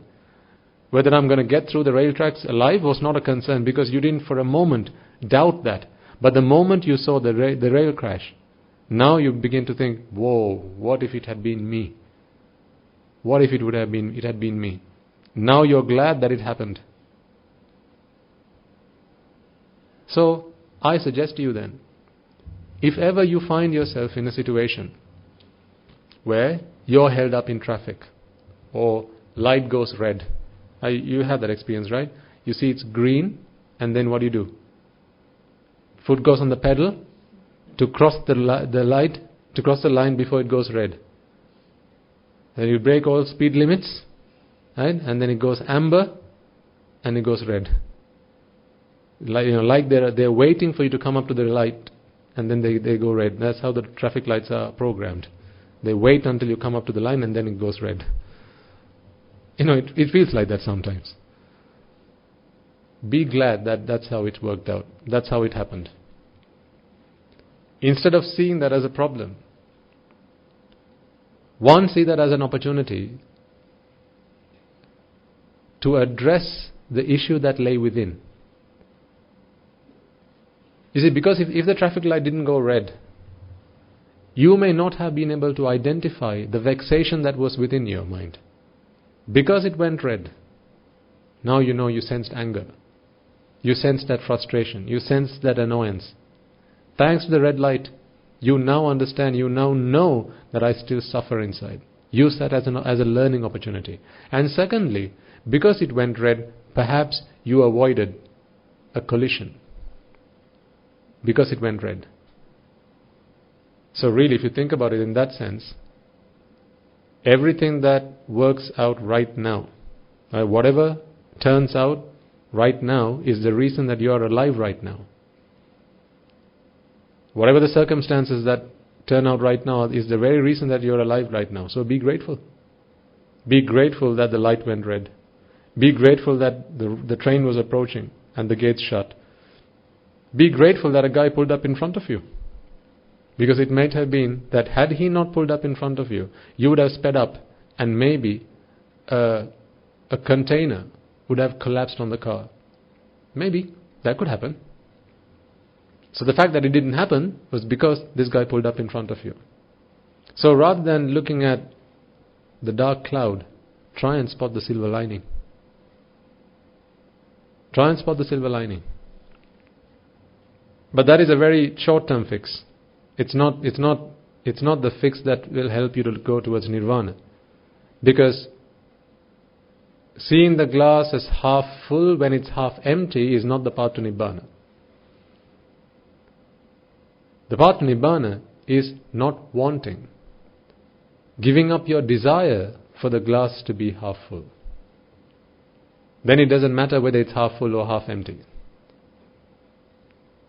So the fact that you want to be here on time for the sermon, you want to be here on time for the sermon or the appointment, the word want, that's the problem. I want to be here on time. I want to be here Tuesday. I want to catch the train. I want to be on the flight. I want to talk to her before she goes. I want to give her a call before the office closes. All these wantings, this is the problem. Want. Want is the problem. So of course you could ask me, well, Swaminathan, the dentist shuts at 5 o'clock and I have to be there by 5 o'clock, otherwise I'm going to get a toothache, and then what's going to happen?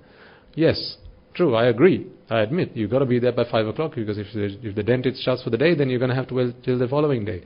Use this as an opportunity to ask yourself, why is it that I have to visit the dentist today? Why do I have to visit the dentist today? Because I've got a bad tooth. Why do I have a bad tooth? Oh yes, because I have a tooth. Why do I have a tooth? Because I need my teeth to chew food, to eat, to talk. So why do I need to do that? Well, because I need to sustain myself. I need food to sustain my body. Why is that? Well, because I need to maintain my organs, eyes, ears, nose, tongue. Why that? Because I want to be able to see, to smell, to taste, to feel. Why? Because of my attachments.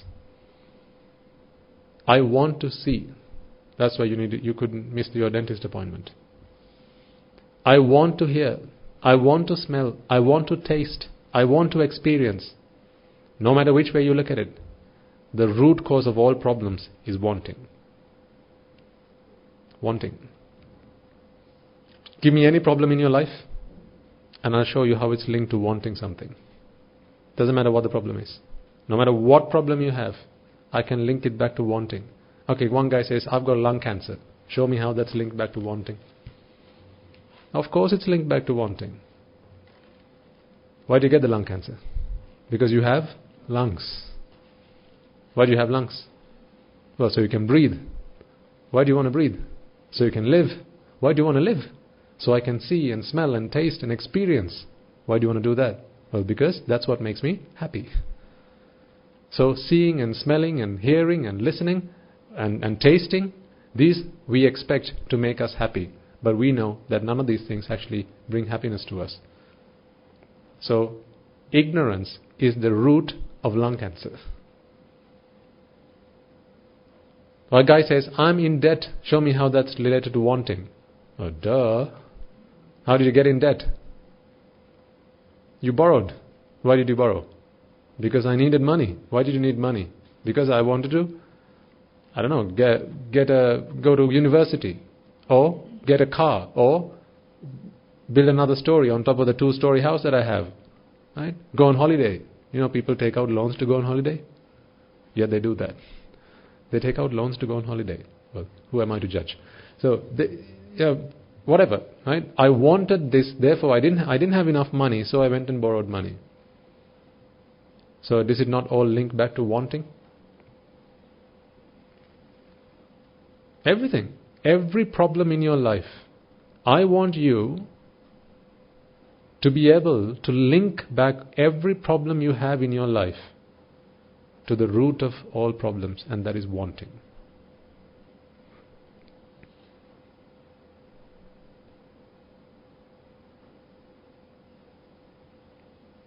Couple gets married, wife can't get pregnant. She goes for IVF. That's my problem. Can't have a child. How do we link back that to want? Well, I want a child. That's the problem. Why do you want a child? So I can cuddle it. So I can be happy, because doesn't a child make you happy? What is it about a child that makes you happy? Seeing it, touching it, feeling it, smelling it, cuddling it, playing with it. Ultimately, again, you're talking about your 5 senses. Right? So, whenever we talk about living, we're talking about pleasing the 5 senses.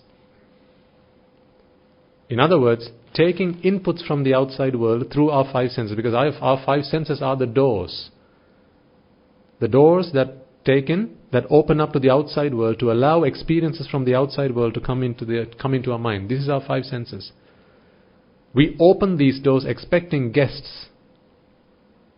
Who are our guests? Sight, sound, smell, taste and touch. These are our guests. So we expect these guests, and that's why we open the doors to welcome these guests into our mind. We expect that they will bring us what? Gifts. Don't we? We expect the guests will bring us gifts. What is the gift that we expect our guests to bring? This is what Ashvada is. Pleasure. We expect our guests to bring us gifts of pleasure. We expect sights to bring the gift of pleasure. We expect sounds and smells and taste and touch to bring the gift of pleasure. But do they really? No. In fact, they do bring something, it's just not a gift. It's in wrapping paper, yes, but you hold it next to your ear and it goes. What is that? Or you find out in a minute. It's a ticking time bomb. That's what it is. So never did the guest of sight bring you a gift of pleasure. It always brought you a ticking time bomb. How so? Because what is sight after all? Something that is vexatious. If you attach yourself to it, it's going to blow up. If you attach yourself to it, you're going to suffer. So who here wants those guests to bring those gifts of ticking time bombs? Do you want that? No.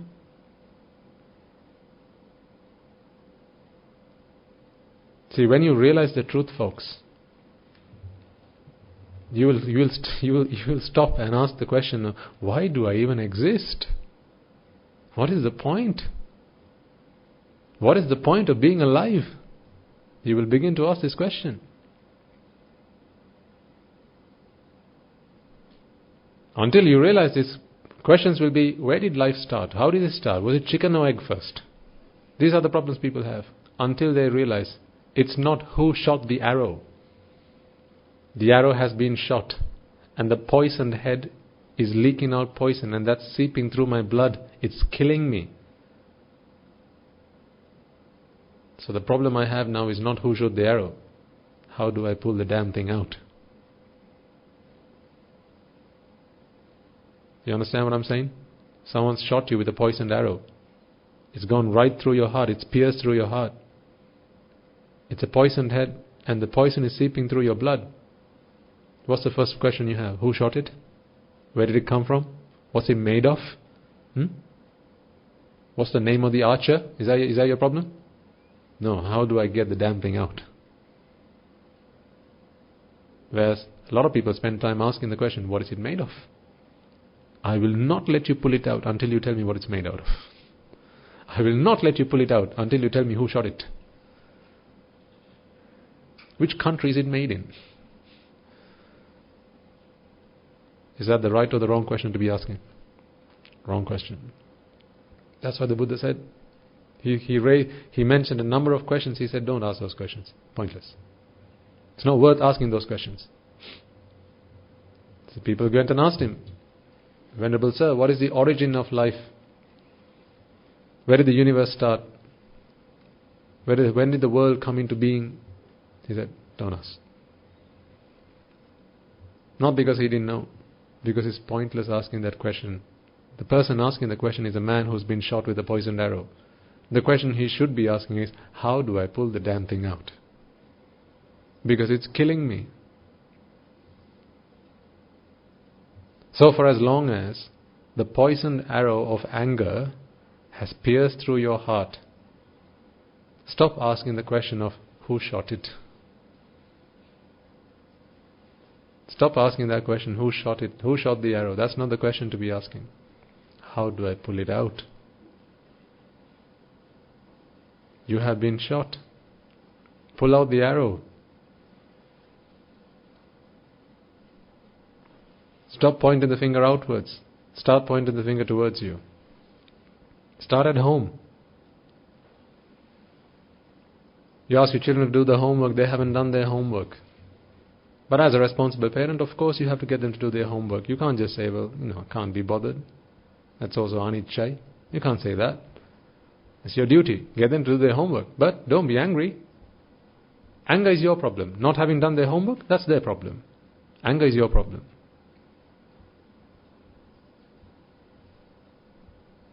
Anger is your problem. Anger is always your problem. Are you willing to accept that? That anger is your problem? Are you? So are you promising me then that you will never again take out your anger on someone else?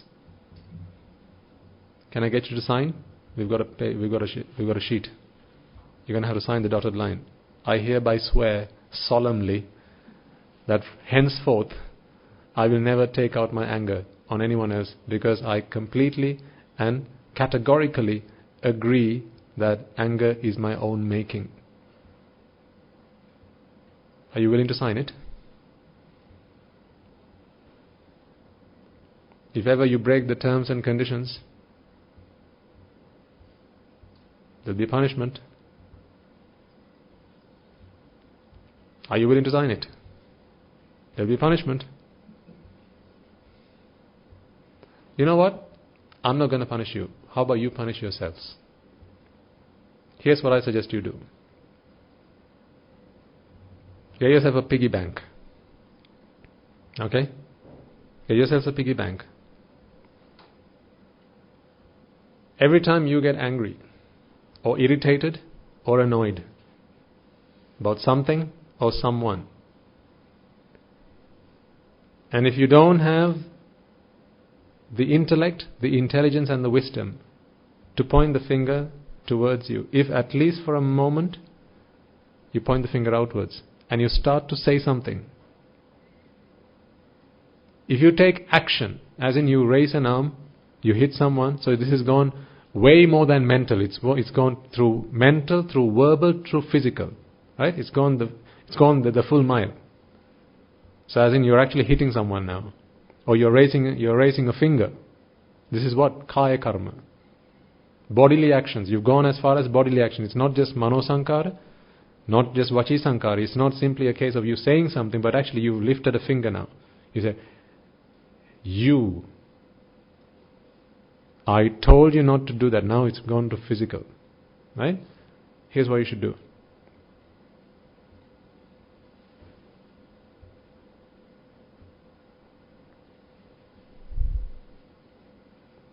What coins do they have now? I don't know, because I don't use money anymore. Last time was only 10 rupees. Is it still 10? Okay. Three coins, 10 rupees, has to go into the till. 3 of them. Why? It's gone from mental to verbal to physical. 3 10-rupee coins have to go into it. If you can stop at verbal, Buddha! Okay, so it's only verbal. You haven't lifted a finger.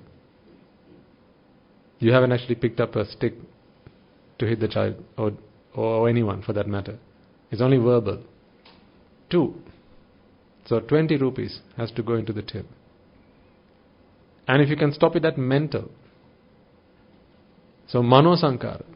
So in your mind, you've gotten angry at the other person. Not realizing that the problem's with you, you're thinking it's with the other person. 1 10-rupee coin goes into the till. So I'm not punishing you, you're punishing yourself. Keep filling up the till, and when it's full up, you can use that money to give an offering or a dane, an alms to the Mahasangha. And as you make that offering, you make a resolve.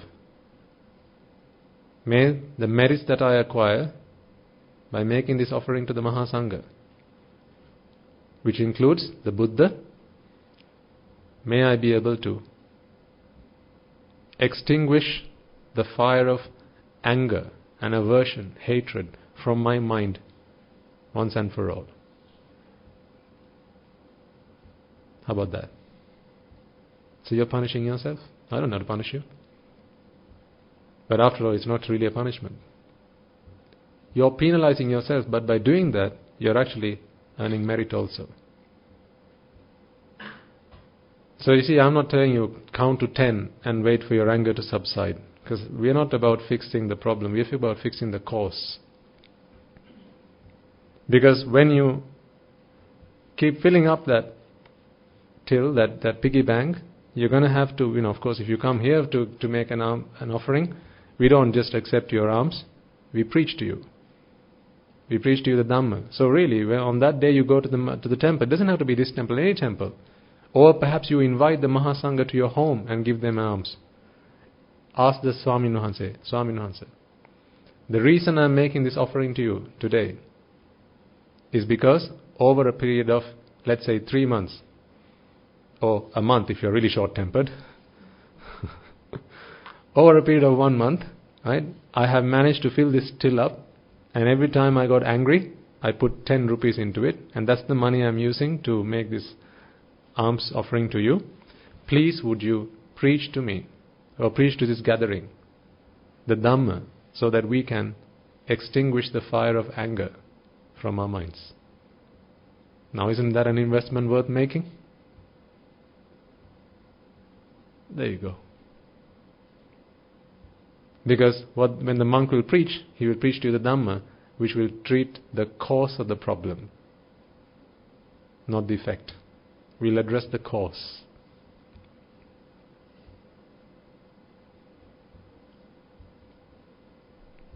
So everyone at home, not only the adults but also the children. Children, you can use your pocket money. So you better start, putting some pocket money aside to put into the anger bank. Now if you get 10 rupees for lunch, you better start saving up.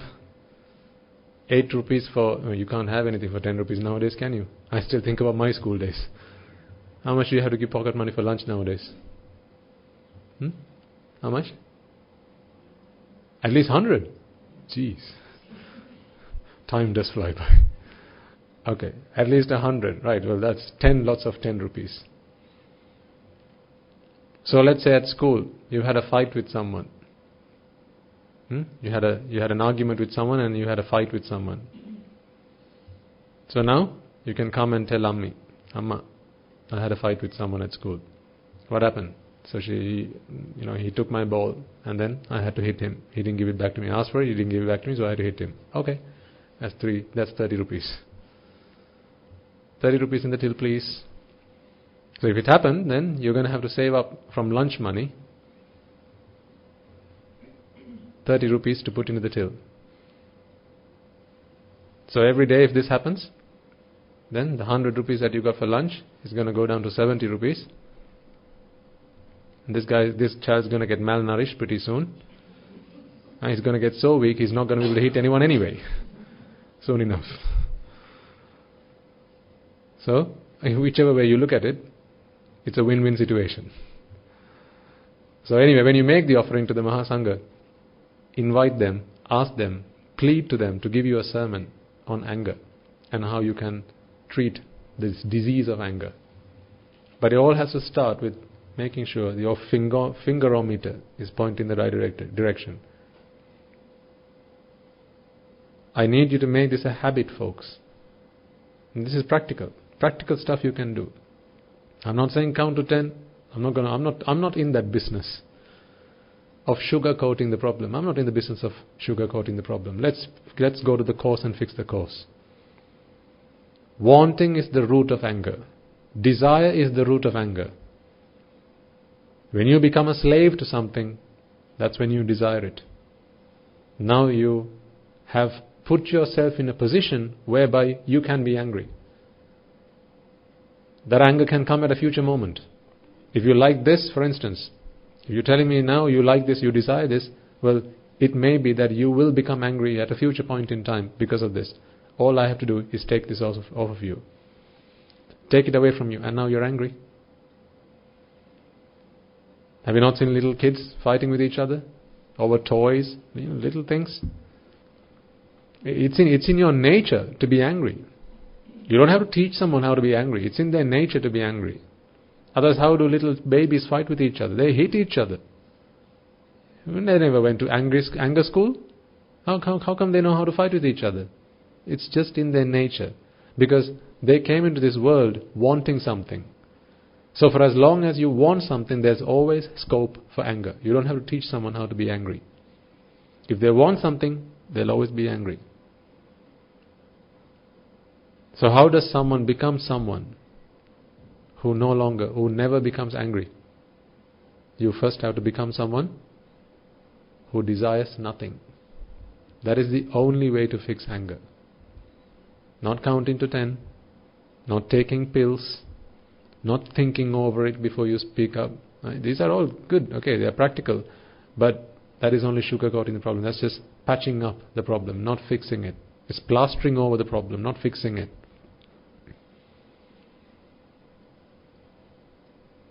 You got to treat desire. You got to treat wanting. So why do people want things then? Why do people want things? Why do people desire things? Indeed, because they expect the very things that they want, the very things they desire to bring them pleasure. There's no other reason you want anything. What are some of the things you want? I want to watch TV. I want to eat good food. I want to listen to music. I want to look at paintings. I want to watch the football. I want to watch the cricket. I want the JVP to win. That's not my personal opinion, by the way. I'm talking about a different kind of JVP, not the political party. What does JVP stand for? Janata Vimukti Peramuna. What is Vimukti? Freedom. Janata is people. Freedom to the people. Who gave us freedom? Who gave us freedom? The Buddha, indeed. So people's freedom, is it front or party? What I'm talking about is the freedom that the Buddha gave us. The freedom that the Buddha gave to people, all people like you and I. So the day you become a noble one, the day you begin to see the Buddha's Dhamma, what party are you a member of? The JVP. Why? Now my purpose in life is seeking freedom. Freedom from what? The pangs of desire, aversion and delusion. I wear matching colors, don't I?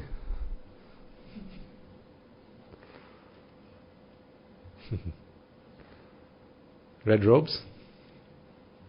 But I'm not talking about a political party, because I have no affiliation to any political parties.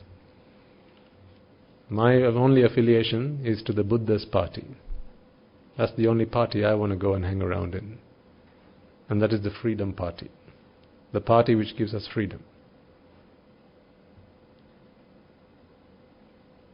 That is all Nirvana is, folks. If someone asks you what is Nibbana, freedom. Freedom from what? Freedom from desire. Freedom from wanting. Freedom from needing. Freedom from yearning. Freedom from longing. These are the problems that you suffer from. This is why you are stuck in a 9-to-5 job. Because you want things. Because you need things. Because you desire things. You have that loan to pay off. Why did you get the loan out in the first place? Because you wanted something. That's why you have to do jobs now. That's why you have moonlighting. That's why you have to work extra weekends, overtime. Right?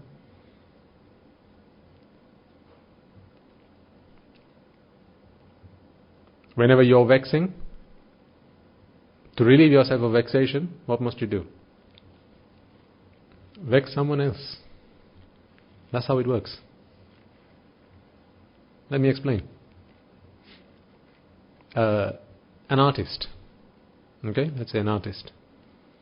So he draws pictures, paintings. The guy's hungry. He needs to eat. Is that not a vexation? It's a vexation. So he needs money. So how does he make his money? By selling his paintings. To buy a work of mine, if I've made a painting, I want you to buy it, what must I do? I need to come up to you and appraise it with you. I need to talk to you about it. I'm saying, look at this painting, don't you like it? It's beautiful colors. Do you not like the scenery? So I start to get you to vex. If I can get you vexed up enough to buy it, you will pay me money. That money I can use to relieve myself of vexation. So this is like yin and yang. It always works in balance. When my vexation is reduced, someone else's vexation has to increase. So the world is in balance again. Beautiful, isn't it? It's a genius. Whoever invented this world is genius. I'm almost beginning to accept that there is a supreme being somewhere. Because it's so masterfully planned. It's all in balance. Right? I need somewhere to live. So I need a mortgage and to buy a house. So I need money. I go find a job. And my job is manufacturing cars. So how do I make money out of manufacturing cars? I've got to sell this car to somebody. People are only going to buy my car if they like the car that I make. So then I have to go and get them to do what? Vex. I'm going to have to go and talk to them. I'm going to have to go and advertise my car to them. Hey, this car, this goes really fast. Powerful car. Look at the colors. Look at the spoiler. Look at all the options. Brand new seatbelt, never been used. Made in Sri Lanka. Second hand, never been used. Do you want it? Of course I want it. Right, this much money. Guy pays you money, you take the money, go and get a mortgage. For the deposit, get the house. Now, you're relieved of a vexation, but someone else is in vexation. That's how it works, in balance. So if you're telling me, I want to hang around, I want to be around, I just want to live in this world, I want to be happy, what you're saying is, I'm okay with someone vexing me to relieve themselves of their vexation. That's what you're telling me. I'm okay to vex, to relieve someone else of their vexation.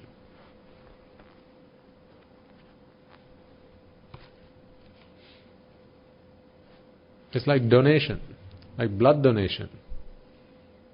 If someone needs, it's like there's a finite amount of blood. Right? When someone else needs blood, someone else has to donate blood. You can't make blood. You have to give blood. So if someone's in vexation, to relieve them of vexation, you have to go into vexation. That's how the world works. You okay with that? You want to hang around?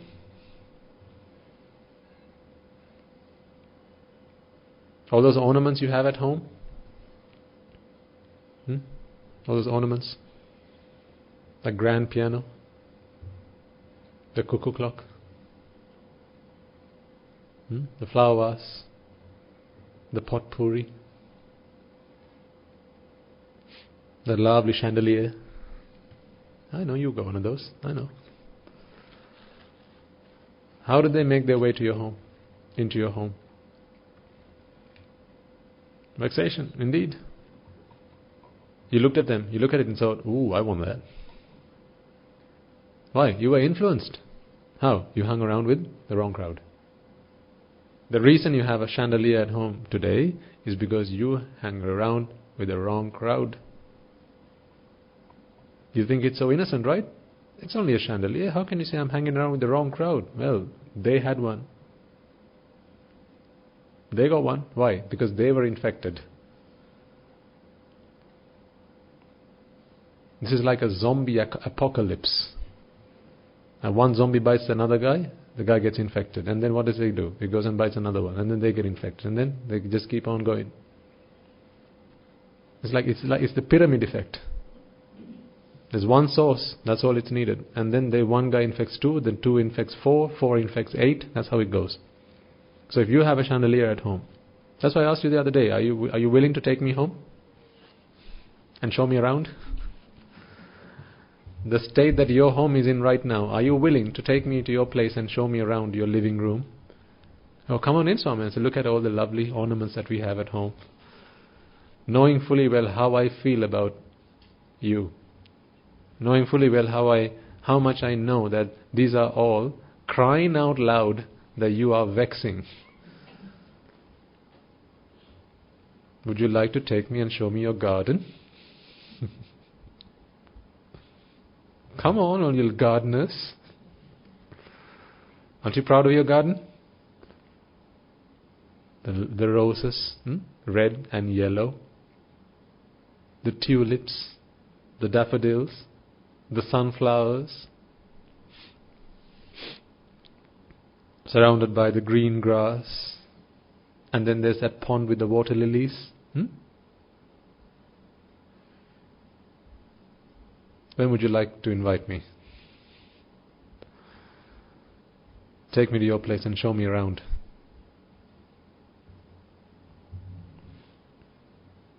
Are you a proud housewife? Are you a proud homeowner? You show me your flowers, I see what? Vexation. You show me your aquarium, fish tank, I see what? Vexation. You show me your cuckoo clock, I see what? Vexation. The bird comes out and go, cuckoo, I hear what? Vexing.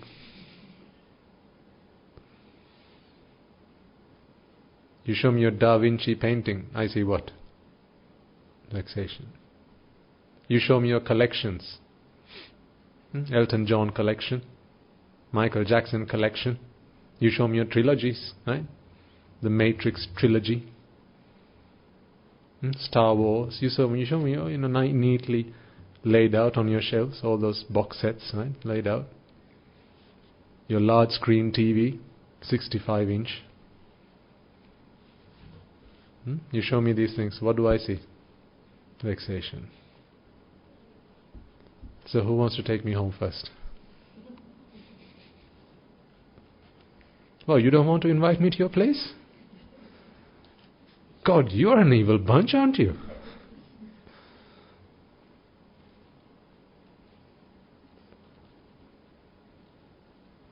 I used to be proud of my home.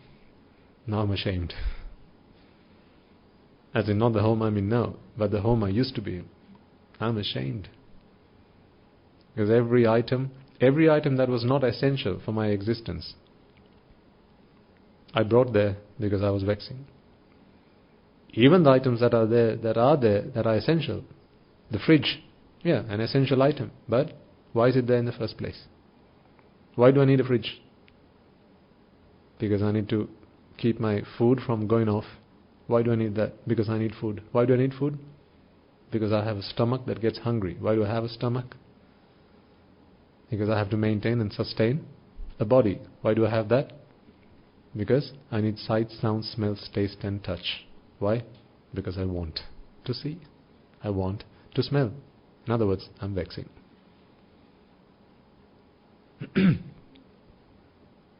If you can perfect this, folks, when you walk into your home, as you open the door and look inside, practice this. This is practicing meditation in your home. You don't have to come to the monastery for that. You can sit in your bedroom. Find yourself a comfortable position to sit in. Get yourself a cushion or a chair or whatever. Sit on the bed if you want and look around your bedroom. Scan it. Every item that you see, like they say, I see with my, with my little eyes. Yes. Thank you. I see with my little eyes. And you look around the room. A 65-inch Sony television. Now ask yourself, how did it get there? The answer is not, I went to the showroom, paid money and brought it home. That's not what I'm looking for. Really, in fact, what I'm more interested in is, why did it get there? Not how did it get there. Why did it get there? Why do you have a TV? The answer is because I want to watch TV. Why do you want to watch TV? Because you believe that what you're being shown are sights and sounds which are pleasurable, joyful and essential. In other words, you're ignorant. So really, next time someone comes around and says you want to show them, hey, look at my new TV. I'm so ignorant.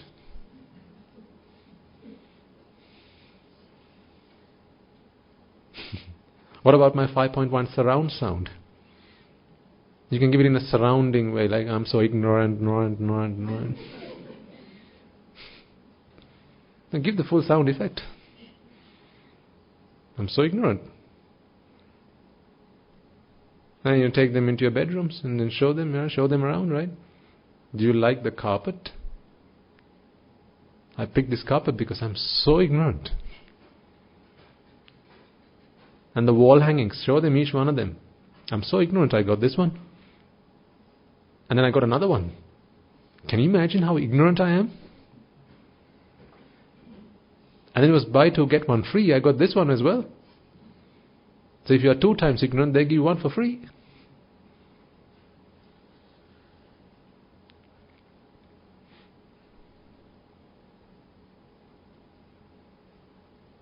So you don't have to come here to meditate. You can do your meditation at home. Because meditation is nothing other than contemplating on the truth. Reflecting on the truth. Scanning, perusing each item you have at home and asking the story. Asking your story, your jataka. How did they come into being? Jatiya. This is your jataka. Each one of those items have a jataka story. It's not just the Buddha who had jataka stories. Each item you have in your home has a jataka story. What is a jataka story? How did it come into being? How? Find out the answer. Open your fridge. Oh, there's plenty. There's the cheese singles and the triangles and the pizza left over from last night. The chicken curry from last night. The burgers in the freezer. Sausages. Meatballs. Ice cream. Leftover, curries from last night. Look at all of them. The Fanta bottle. Cake. Ask yourselves, why did each one of those things come into my fridge? Why? This is contemplation. This is what meditation is. You don't have to sit down cross-legged and then reflect on some karmasthana. This is all you have to do. Ask yourself, why did these things come into my home? Get your children to do this. Get them one day to lay out their toys in front of them. Right, Buddha, sit down. Now each of these toys, you need to ask yourself, why did this come into my bedroom? Why did that Lego set come into my bedroom? Why did that X-Man figurine come into my bedroom? Why do I have a Superman in my bedroom? Why do I have a Batman poster in my bedroom? Why did Sanat Jayasuriya come up in my bedroom? Ask these questions. Why? Why? Why? And the kids have these questions, right? Why? They never stop, right? Why? Ammi, why did Mali come? Because he just did. Why? Because Ammi and Tati decided to bring him. Why? Because they had one spare. Why? It's like, shut up. One day you will know. Why? Be like a kid. Keep asking why. And see if you can link it all back to the root problem of wanting and desire. Do you know that each of the items you have at home, each of these possessions that you have the potential to take away your peace of mind. Each one of those things bring you fear and worry. Why did you take out home and contents insurance? Is it not because of fear and worry? If you smell smoke at home, how does that make you feel? Worried, fear. If the fire alarm goes off, how does that make you feel? Fear and worry. Why? All these lovely things that you have, all your material possessions going up in flames. Fear. There's only one cause for fear, and that is attachment, desire, wanting.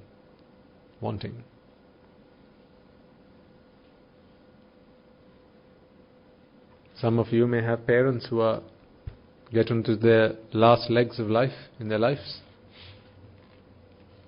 Last few years. For some of you it may be your spouses. Perhaps they're weak, they're frail, they're too ill. Perhaps this may be the last year that they'll see. They probably won't be around come 2020. See, the moment I say this, I can see how your faces change. It's amazing. See, I speak of an event. It's not an if. I speak of a when event, not an if event. I speak of death and your faces change.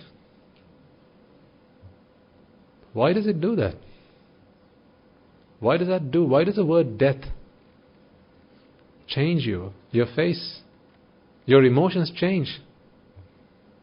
Your smiles turn into a frown. Fear, worry. Because you have the fear of losing. You're worried about losing something you love. You fear loss. Why do you fear? Because you're attached. Because you want them to be with you. You want them to be around. You want them to be alive. Why do you want them? Because you want the sights and the sounds and the smells and the tastes and the touch that come from them to keep coming. Because you expect those things to make you happy. Expecting once again, expectation is the cause of all suffering. You're expecting outwardly things to make you happy. But they never did. They never did, they don't, and they never will do.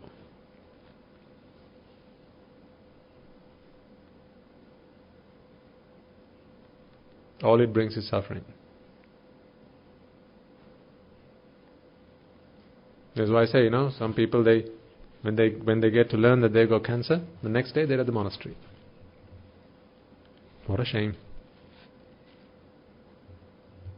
How many times have people come up to me and asked him, I've never seen you before, sir. Why are you here? I've got cancer.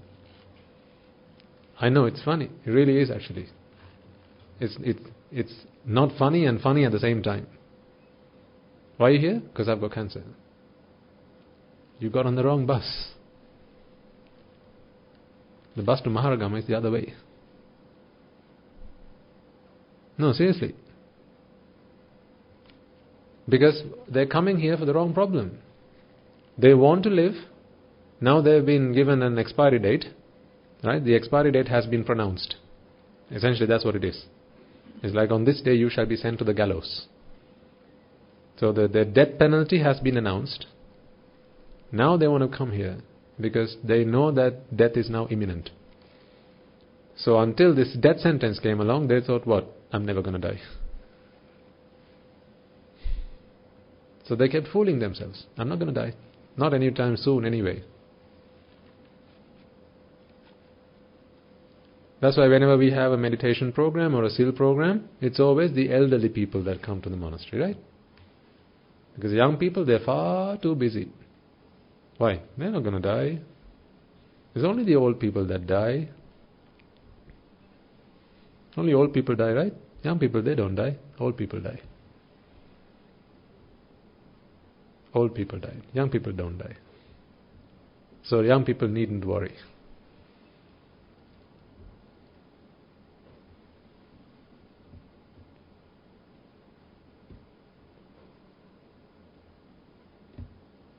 No, this is, it's been so indoctrinated in our minds, this way of thinking, which is flawed.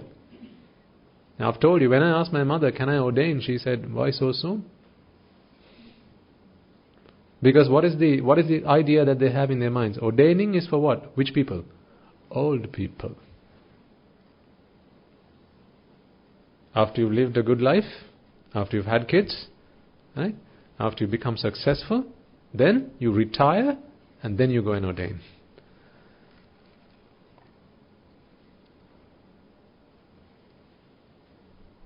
That's the time to ordain. When you have made use of your life towards useless things. It's the chaff that goes to go to ordain.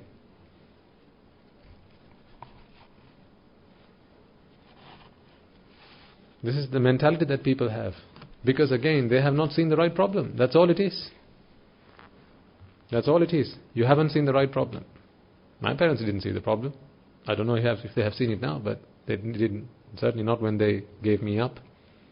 I mean, it's great of them to have given me up even when they hadn't seen the problem. That's remarkably great of them. So I'm really grateful that they did that. But ever since, I'm trying to help them to figure out the real problem. Just as much as I'm trying to help you all figure out the real problem. So parents, it's not when you're old you need to come and see the problem. You've got to see it now. Because this problem of wanting is there right from the start. When you grow old, there are lots of things you want, but now you can't. People think that's the problem. Like, I want to go watch the movie, but the cinema, but I'm too old, I can't get out of bed now. So people think, now I'm suffering. No. You suffered the day you wanted to see the movie. That's when problem started. That's when the problem started. That's the problem that has to be realized. See, the thing is, now they're 60, 65, 70. They can hardly stay awake when we actually start talking to them. So how are they going to figure out the problem? It's too late. For some of them, it's too late. Because if they don't have the need to do it, if they don't have the ambition to do it, if they don't have the, some people they just come for it, just come for the ride. Maybe for the lunch, I don't know. Just come for the sake of it.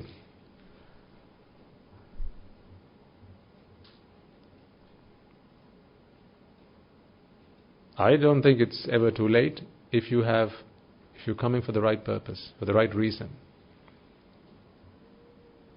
There were arahants in the Buddhist ministry who became arahants at a very late stage in their life. I mean, Asaji, the first, so it's Venerable Sariputta's teacher. He was old-aged when he taught when he gave his sermon to Venerable Sariputta. There were plenty of monks who became arahants even in later stages of their lives. But the sooner you start this, the better. And the sooner you realize the problem, the better. Because now you can fix the problem, the real problem. The real problem is wanting. The real problem is desire. Desire is the problem. Wanting is the problem. So make this practical, folks. Okay? This is, as I always say, this is 20% theory, but 80% practice. You have plenty of opportunity at home to practice this. This is why I say, at home, the next time something makes you angry, ask yourself, which way am I pointing my finger now? If you point your finger outwards, that's 10 rupees in the piggy bank. If you actually say something out loud because someone else made you angry, 20 rupees in the piggy bank. If you actually lift a finger, 30 rupees in the finger bank. And children, you can get your parents to do this. Tati, you got angry in the morning. Maybe wait till evening. Otherwise he's going to have to put about 1,000 rupees in one go. Because he's going to spank you until you go red hot. So maybe wait until he calms down. And in the evening remind him, Tati, you got angry in the morning. 30 rupees please. Seriously, come up with a way to penalize raga, dvesha, moha at home. That's how to do it. Come up with a way in your home to penalize desire, aversion, and delusion. I mean, delusion is harder to spot, but anger is the easiest one out of them to spot. And secondly, desire. If someone says that, right, so let's say you go shopping. Ami says, oh, look at that lovely wall hanging. Now what should everyone else say? Yes, 20 rupees. Why? She didn't just think it, she said it out loud. What did she say? Lovely wall hanging. Is there such a thing as a lovely wall hanging? No. That's 20 rupees. Ami, when we get home, 20 rupees in the piggy bank, please.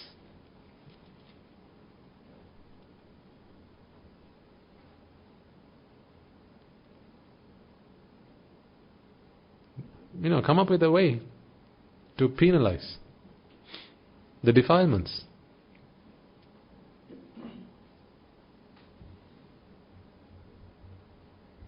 Pinocchio, what happened to him every time he lied?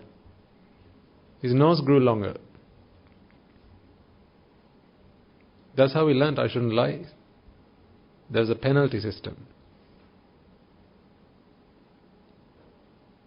So, have a penalty system for raga, dvesha, moha. Because you need to find some way to do it.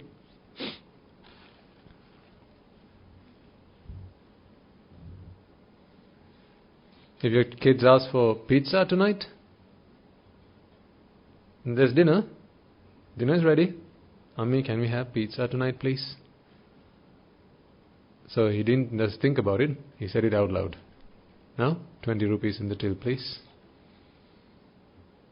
20 rupees. 20 rupees out of pocket money from lunch tomorrow. So, now he's got a choice. Do I sacrifice 20 rupees out of my pocket money, or do I ask for pizza? But now he knows that there's a cost to it. Isn't that the truth? Every time you desire something, isn't there a cost to it? This is the adina. The consequences. Are you not all experiencing the cost of desire? What is old age, if not the cost of desire? What is the pain of disease, if not the cost of desire? What is a toothache, if not the cost of desire? Isn't that the cost of desire? You desired something, as in you wanted something, so you had to be born to achieve it, and now you have to suffer from a toothache. What is a backache, if not the cost of desire? These are the consequences of desire. So teach your children that there's a cost. There's a cost. So you have to now make a cost-benefit analysis. Is it worth the cost? Is it worth the cost? Do I ask for pizza, or do I just keep my mouth shut and save my 20 rupees? And when the pizza arrives, if they actually want a slice out of it, now it's 30 rupees.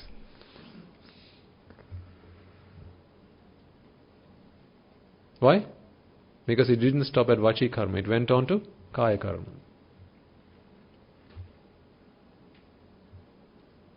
So child says, Mommy, can I play the PlayStation? So he didn't just ask for it. He thought about it and asked for it. So 20 rupees. And now he wants to play it. Okay, 30 rupees please. Put the money in the piggy bank and now you can play it. So that money has to come out of pocket money. Okay, what if you don't give your children pocket money? That's fine. Get them to do chores at home and earn their money. I mean, if you don't ordain your kids, they're going to have to earn money anyway, right? So teach them. Teach them at a young age. You've got to earn a living. I think one of the worst things that parents can do for their children is not teach them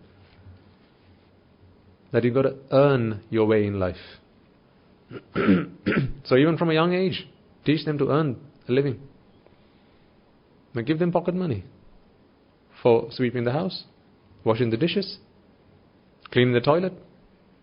Teach them that money don't grow on trees. You've got to work for it, and then they will appreciate your hard work, your labor. They'll start to appreciate that my parents must be working really damn hard to be able to feed us and clothe us and give us shelter and take us to the hospitals and pay my tuition fees. Geez, if I have to clean the toilet like 3 times a week to earn myself 10 rupees, then for my mother to be paying me 1,000 rupees for my maths tuition class, how much hard work must it be? They're going to now start to think about this.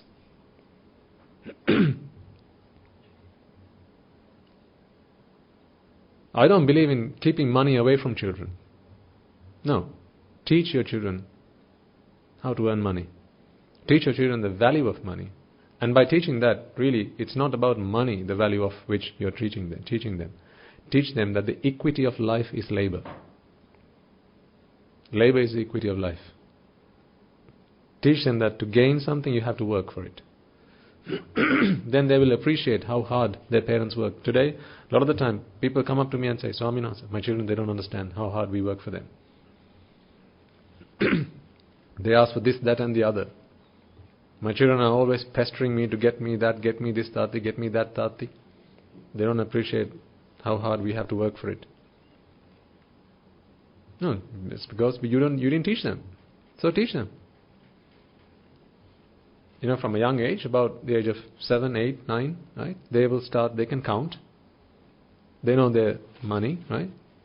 Then they'll be able to figure out currencies and how to count money.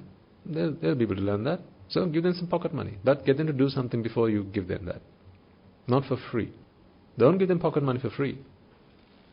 Get them to work for it. Do you get a free lunch? Adults, parents, do you get free lunches? No, you work for it, right? So, teach your children to work for their money, work for their lunch. If you give them pocket money to eat lunch from school, get them to work for it. Clean the toilet, and I will give you money for tomorrow's lunch. Sweep the kitchen, and I will give you money for tomorrow's lunch. That's how you ought to bring up children. If I had children, that's how I would bring them up. No, seriously. Now they have money to put into the piggy bank. See, 1 bird, 2 stones. No, the other way around. 1 stone, 2 birds.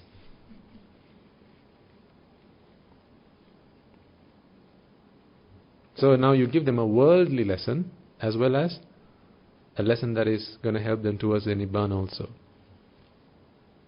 The worldly lesson is money don't grow on trees. You have to work hard for your money. So even if they don't come and ordain, that will see them through. That will see them well. And then whenever they see hard-working people, they'll appreciate that. It doesn't matter how rich you are. It doesn't matter how well off you are as a family, as parents. Always teach your children that you've got to earn a living. Things you don't get for free. Because the world's not like that. Did you get anything for free? Did you get anything for free? No. That's how you spoil children, by giving them things for free. If they want to play on the PlayStation, good. Sweep the kitchen first. Now you can play. I'm going to go play cricket this weekend. Okay. But first, clean your bedroom. Not until then.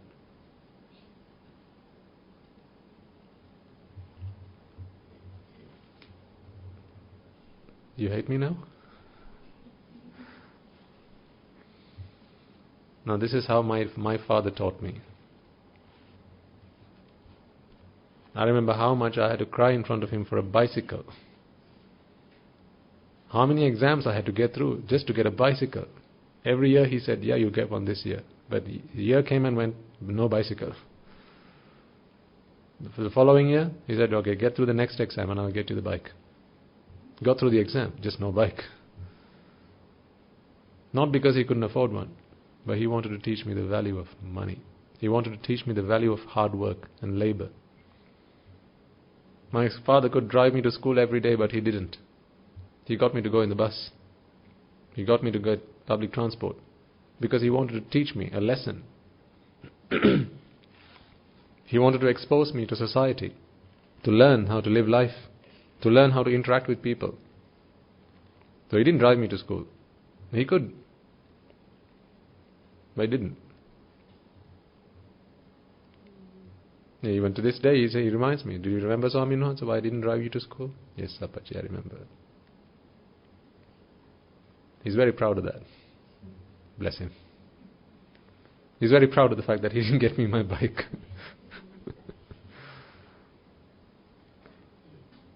But he says, the reason that you have grown up to become a good child today, you have grown up to become a good person, is because of how we brought you up. And I say, absolutely. Hats off. Yes, that is true. Otherwise I would have grown up not appreciating hard work. So I didn't live a life of laziness, and that's not the life that I got used to. I started working hard from a young age, as early as I could remember. So anyway, the point I'm trying to make is penalize raga, dvesha, moha. Okay? So parents, of course, you can put your money into the tills, but children, if they don't have money, then come up with a method. And this is the method that I suggest. Either that, or if you really don't want to give them money, here's what you can do. Have little chits of paper, okay, small bits of paper, and say if your child's name is Shehan.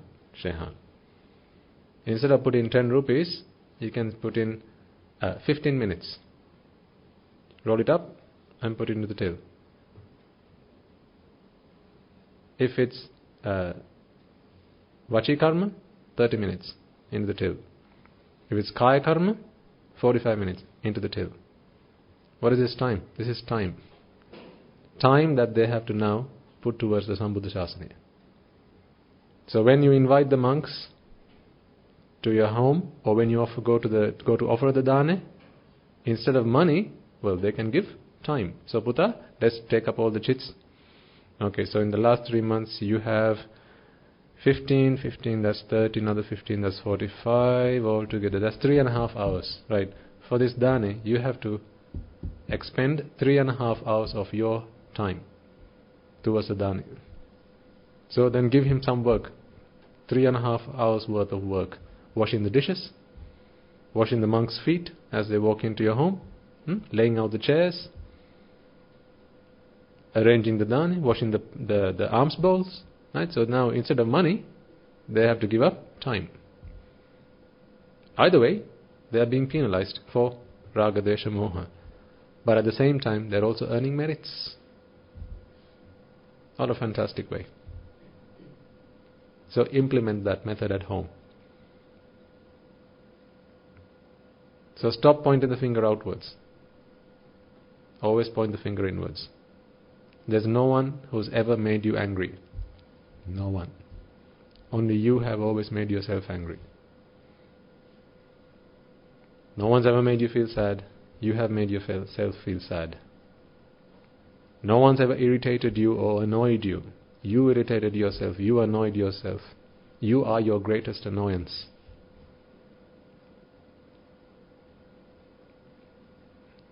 Accepting that is the start of this journey. First you've got to accept that I have a problem. Then we can start working on it. If you don't accept you have a problem, you ain't even going to go to see the doctor. Guy's got a stomachache. He doesn't want to admit it. He's not going to go see the doctor.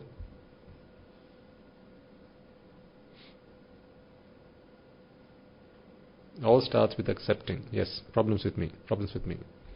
But do you now see the problem? Where is the root of the problem? With anger? Wanting. Wanting is at the root of anger. Whenever you get angry about something, see if you can link it back to what it is that you want.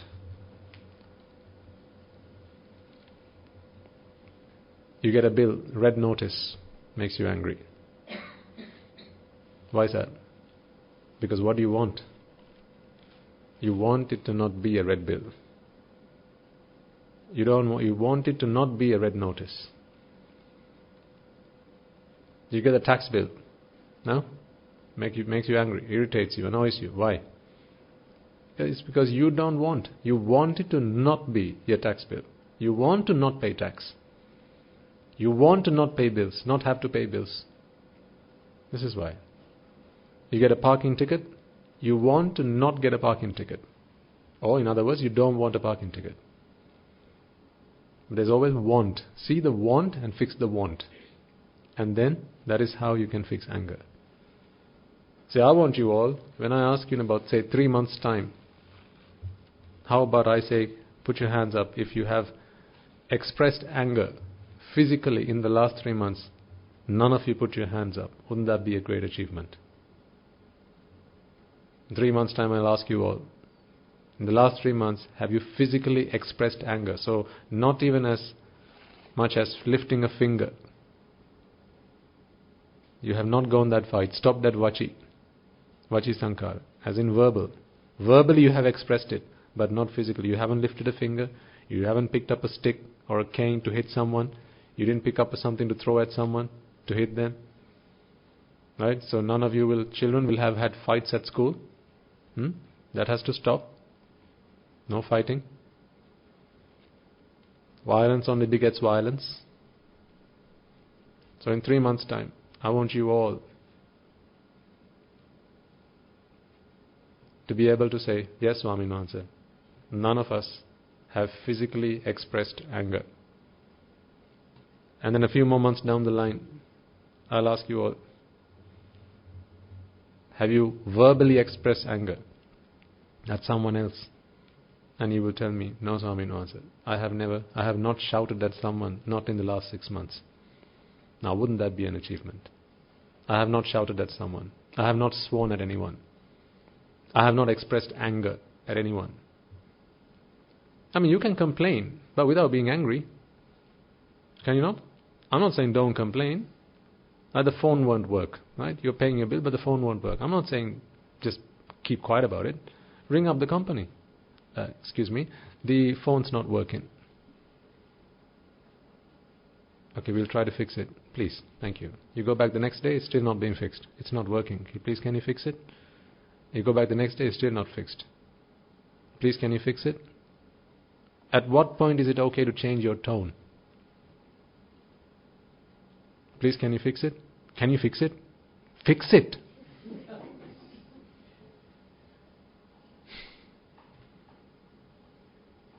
At what point is it okay to change your tone? It's not. Because if you're changing your tone, you have failed. Again, who's making the mistake? The other guy. Who's suffering? You. So you're doubly penalizing yourself. 1, the phone's not working. 2, you're getting angry.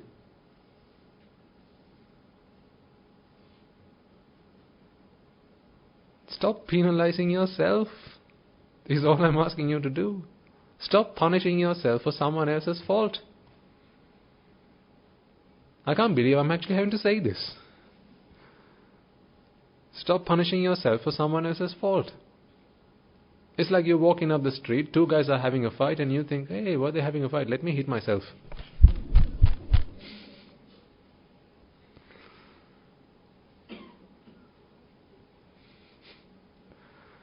I'm saying don't do that.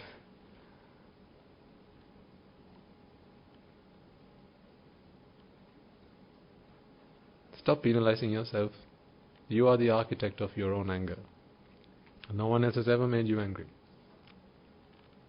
No one. See, anger is a big problem. A lot of people have this problem.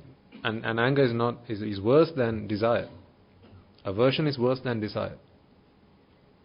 Because anger, hatred, right? This is a direct path to the hells.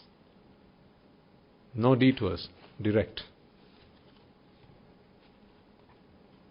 If in your last moment of life you are reminded of an instance in which you were angry and you are not a Sotapanna, then sure as hell you will end up in hell. It's a lot worse than desire. So if there are, talking about anger, if there are people that you have been angry at or angry with, of people who you have expressed anger towards, right? Maybe you lost your cool sometime, perhaps in the last year, maybe 2 years, in the last 3, 4, 5 years. Someone with whom you are angry, and that thought just keeps coming back to you all the time, worrying you, and you can't sleep at night sometimes, maybe. Or the moment that someone talks about that person, hey, do you remember Shamila? Oh yeah, that girl. And your forehead changes to a frown immediately. Because of that bad experience you had, and you ended that conversation by shouting at that person. I think it's best you repair it. I think it's best you go back and have that conversation, because you left it in a very foul state.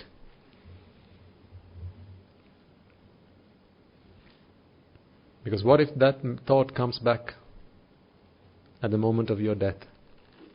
We don't know what might trigger it. Perhaps you're really angry with maybe a child of yours. That can happen in families sometimes, right? Children grow up and then they forsake the parents. They go on and they do their own thing, right? Without being obedient to the parents. And sometimes parents, they give up on their children with so much resentment and hatred. Not really, but they're really angry with them for what they did. They say, you brought shame on our family. Sometimes, let's say, the daughter runs away with a guy, right? And then now the family has pretty much disowned this child, and now the anger, that festering anger is in the mind, in the heart. It's killing you. Literally, it's killing you.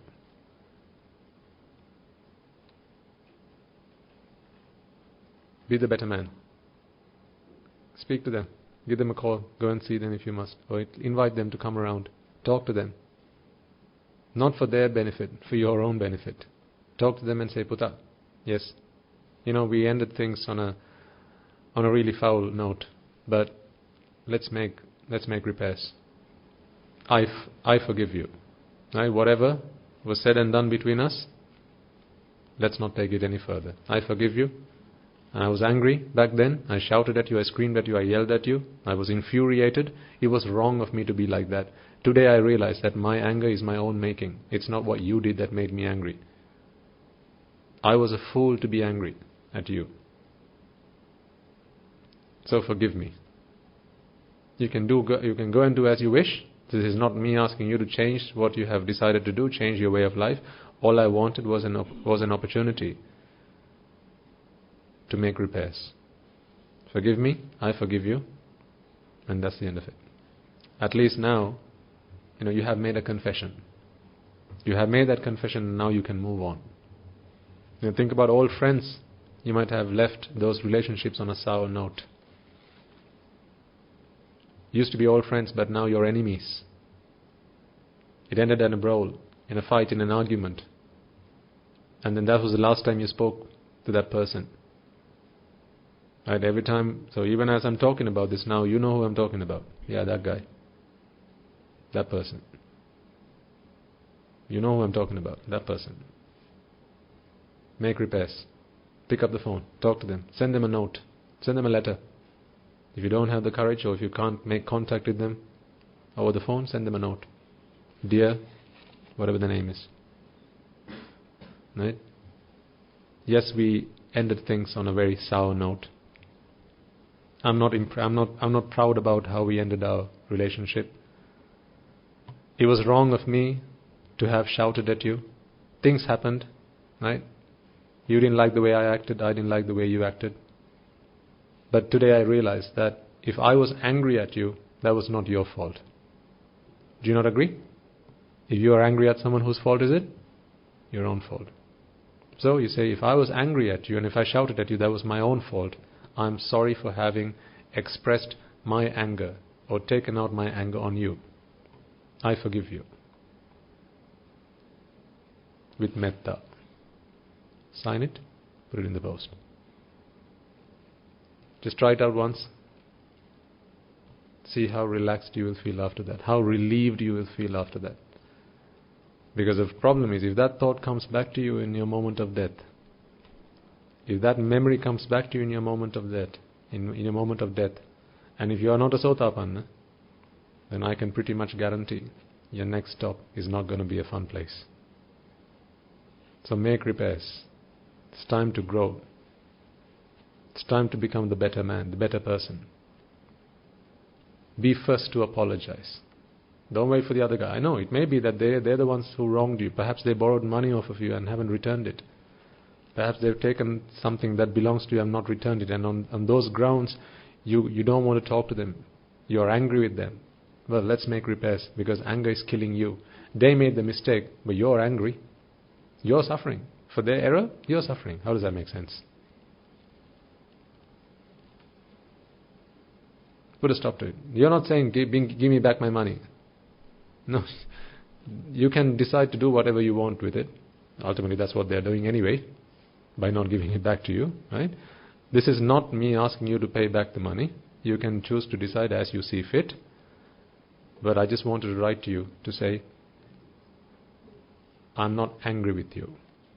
I have forgiven you for anything that might have happened between us. With metta. Sign it, put it in the post. In fact, chances are they'll actually make contact and say, I'll give you back the money. But this is not why you should do it. Okay? This is not a cunning, conniving strategy to get back the money that they owe you. Don't use the Dhamma for that. And if that's what you're doing, don't sign with metta. Sign with kakka.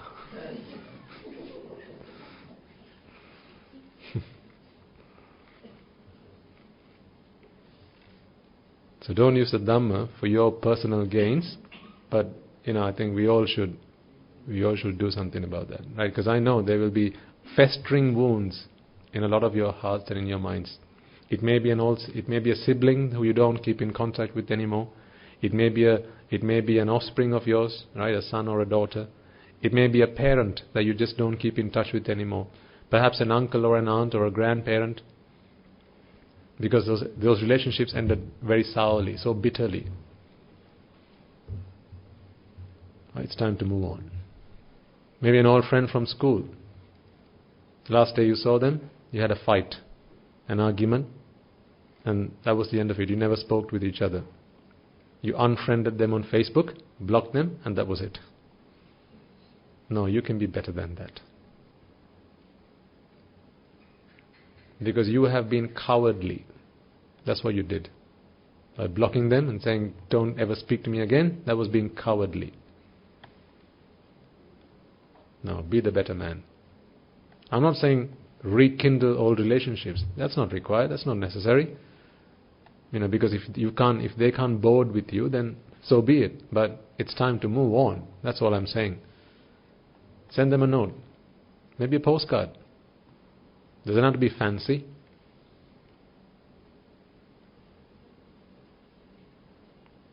Just say, I'm sorry for having shouted at you. Because you ought to be. You got angry, that's not their fault. What does the fingerometer say? Whose fault is it? My fault. You can really move on if you do this, folks. You will feel the relief in your hearts. I was one who could never harbor anger within me. People saw it as a weakness, but today I'm glad that I could do that. I remember one day I was at work. I had to. It was in a branch that I was the deputy manager of, and the manager had gone on sick leave or something.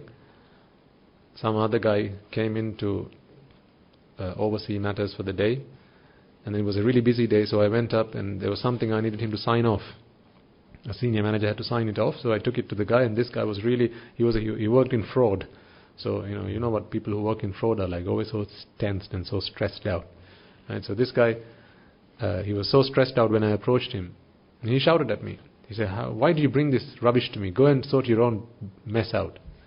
So I realized that this is not the time for me to be asking him 10 rupees. So I said, okay. And so I walked away. And then after the end of the day, I gave him a call and I said, his name was John, I still remember. I said, John, perhaps I approached you at a bad time. I'm really sorry if what I did or having spoken to you, come to you at the wrong time upset you. I'm sorry for what I did. So he didn't expect that. And he said back to me, hey, no, it's not your fault, it's my fault. I'm sorry I shouted at you. I shouldn't have done that. But then he had so much trust in me from that point forward. And that was the start of a really great business relationship from that point forward. So, by healing wounds, by being the first to heal a wound, you can really earn trust from people. Be the first to apologize. Don't be the second. Don't wait. Be the first to apologize. It could be that they're the one at fault, but you can still say sorry. You can say sorry for making them feel that way. As I'm saying, I'm not saying admit fault for something. If you are not at fault, you don't have to admit fault. That's not what I'm saying. They did something and now they're shouting at you. You haven't done anything. Yes, but you can still say, I'm sorry for having made you feel that way. So really, you're empathizing with them. I'm sorry for having made you feel that way. You're not saying, I'm sorry for what I did. If you know what you did was right, then that's fine. But I'm sorry for having made you feel that way. At least they'll feel that you're making amends with them. And that'll be the start of a great relationship. In my experience, that's how it's always worked. Be the first to apologize. Because people get angry because of cowardliness. Only cowards get angry. People who have guts, people who have strong character, they don't get angry. People who lack personality, people who lack integrity, people who lack courage, who lack strength, they're the people who get angry. When was the last time you heard the Buddha got angry? What about the great elder Sariputta? When was the last time he got angry? No, they don't get angry. You can't make them angry, even if you tried it. You couldn't make them angry. So anger is an expression of cowardliness, not bravery. A real man doesn't get angry. It's only a coward that gets angry.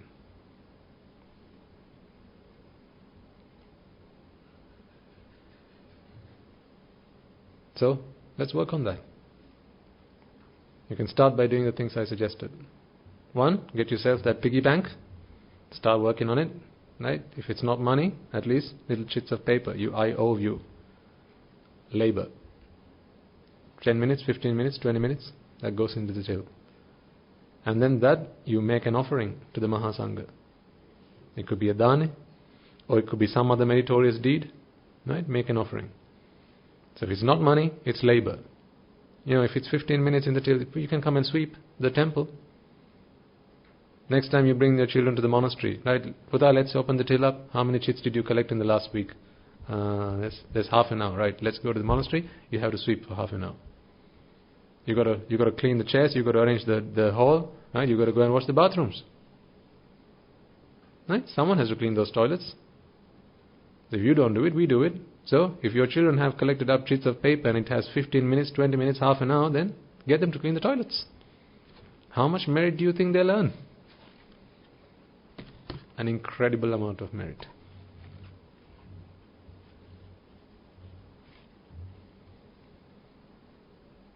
That's the way Aryans solve problems.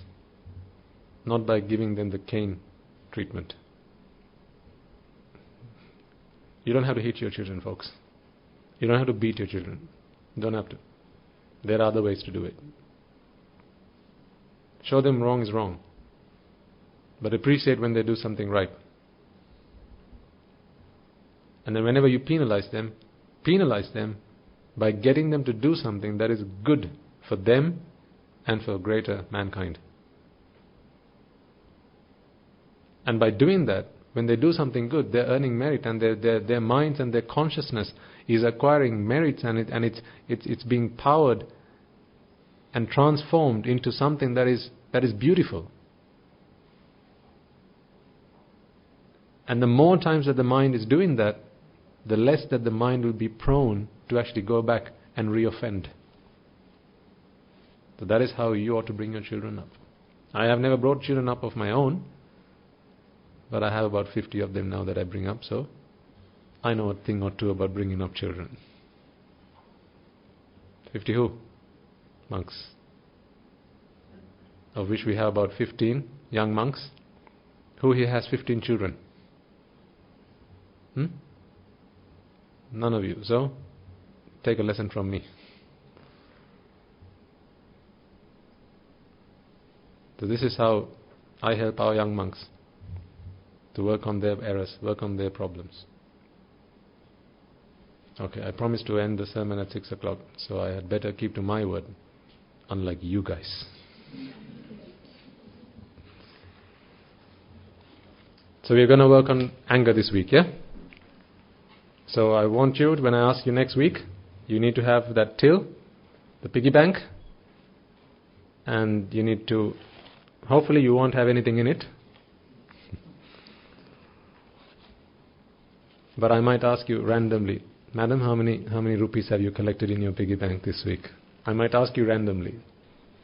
Okay? So 10 rupees for mano karma, 20 rupees for vachi karma, 30 rupees for kaya karma. So if you feel anger, if you know that you are angry but you haven't expressed anything wordly, now you have to be honest to yourself.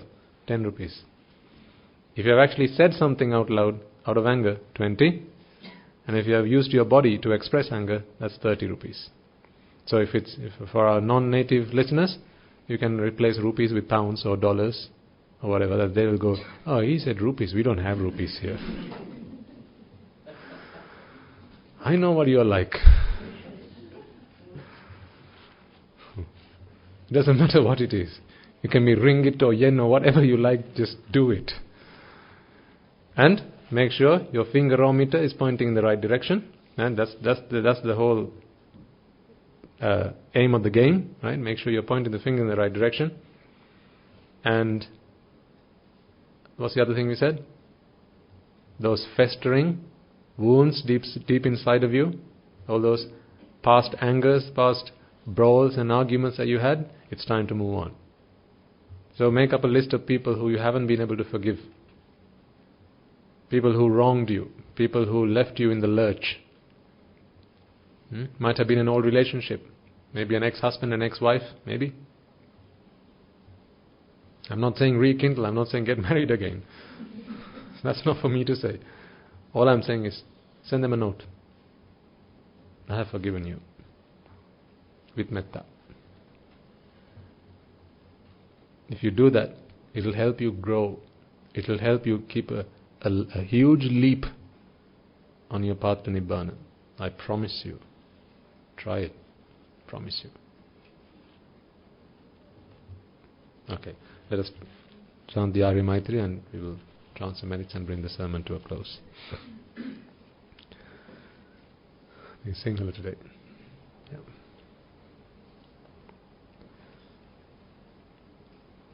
Mamada siyalu loka siyalu satmayo සංසාර දාහයෙන් මිදෙත්වා සංසාර රෝගයෙන් මිදෙත්වා සංසාර අඳුරෙන් මිදෙත්වා සංසාර ගින්නෙන් මිදෙත්වා නිබ්බාන පරම සුඛයෙන් සුඛිතතර වෙත්වා නිබ්බාන පරම සුඛයෙන් සුඛිතතර වෙත්වා නිබ්බාන පරම සුඛයෙන් සුඛිතතර වෙත්වා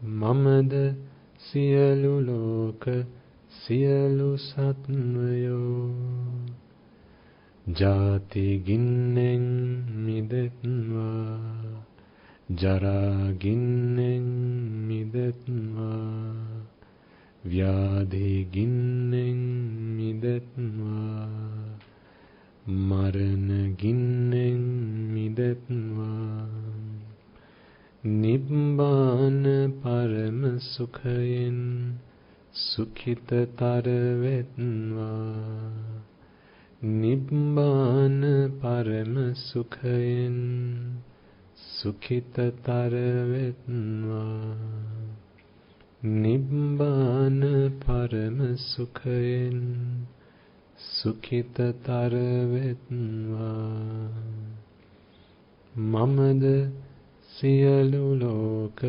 සියලු සත්වයෝ ශෝක ගින්නෙන් මිදෙත්වා පරිදේවයෙන් මිදෙත්වා දුක්ඛ ගින්නෙන් මිදෙත්වා දෝමනස්සයෙන් මිදෙත්වා උපායාසයෙන් මිදෙත්වා යම් පිච්ඡං නලබති තම්පි දුක්ඛයෙන් මිදෙත්වා සංකිත්තේන පංචෝපාදානස්කන්ධයෙන් මිදෙත්වා නිබ්බාන පරම සුඛයෙන් සුඛිතතර වෙත්වා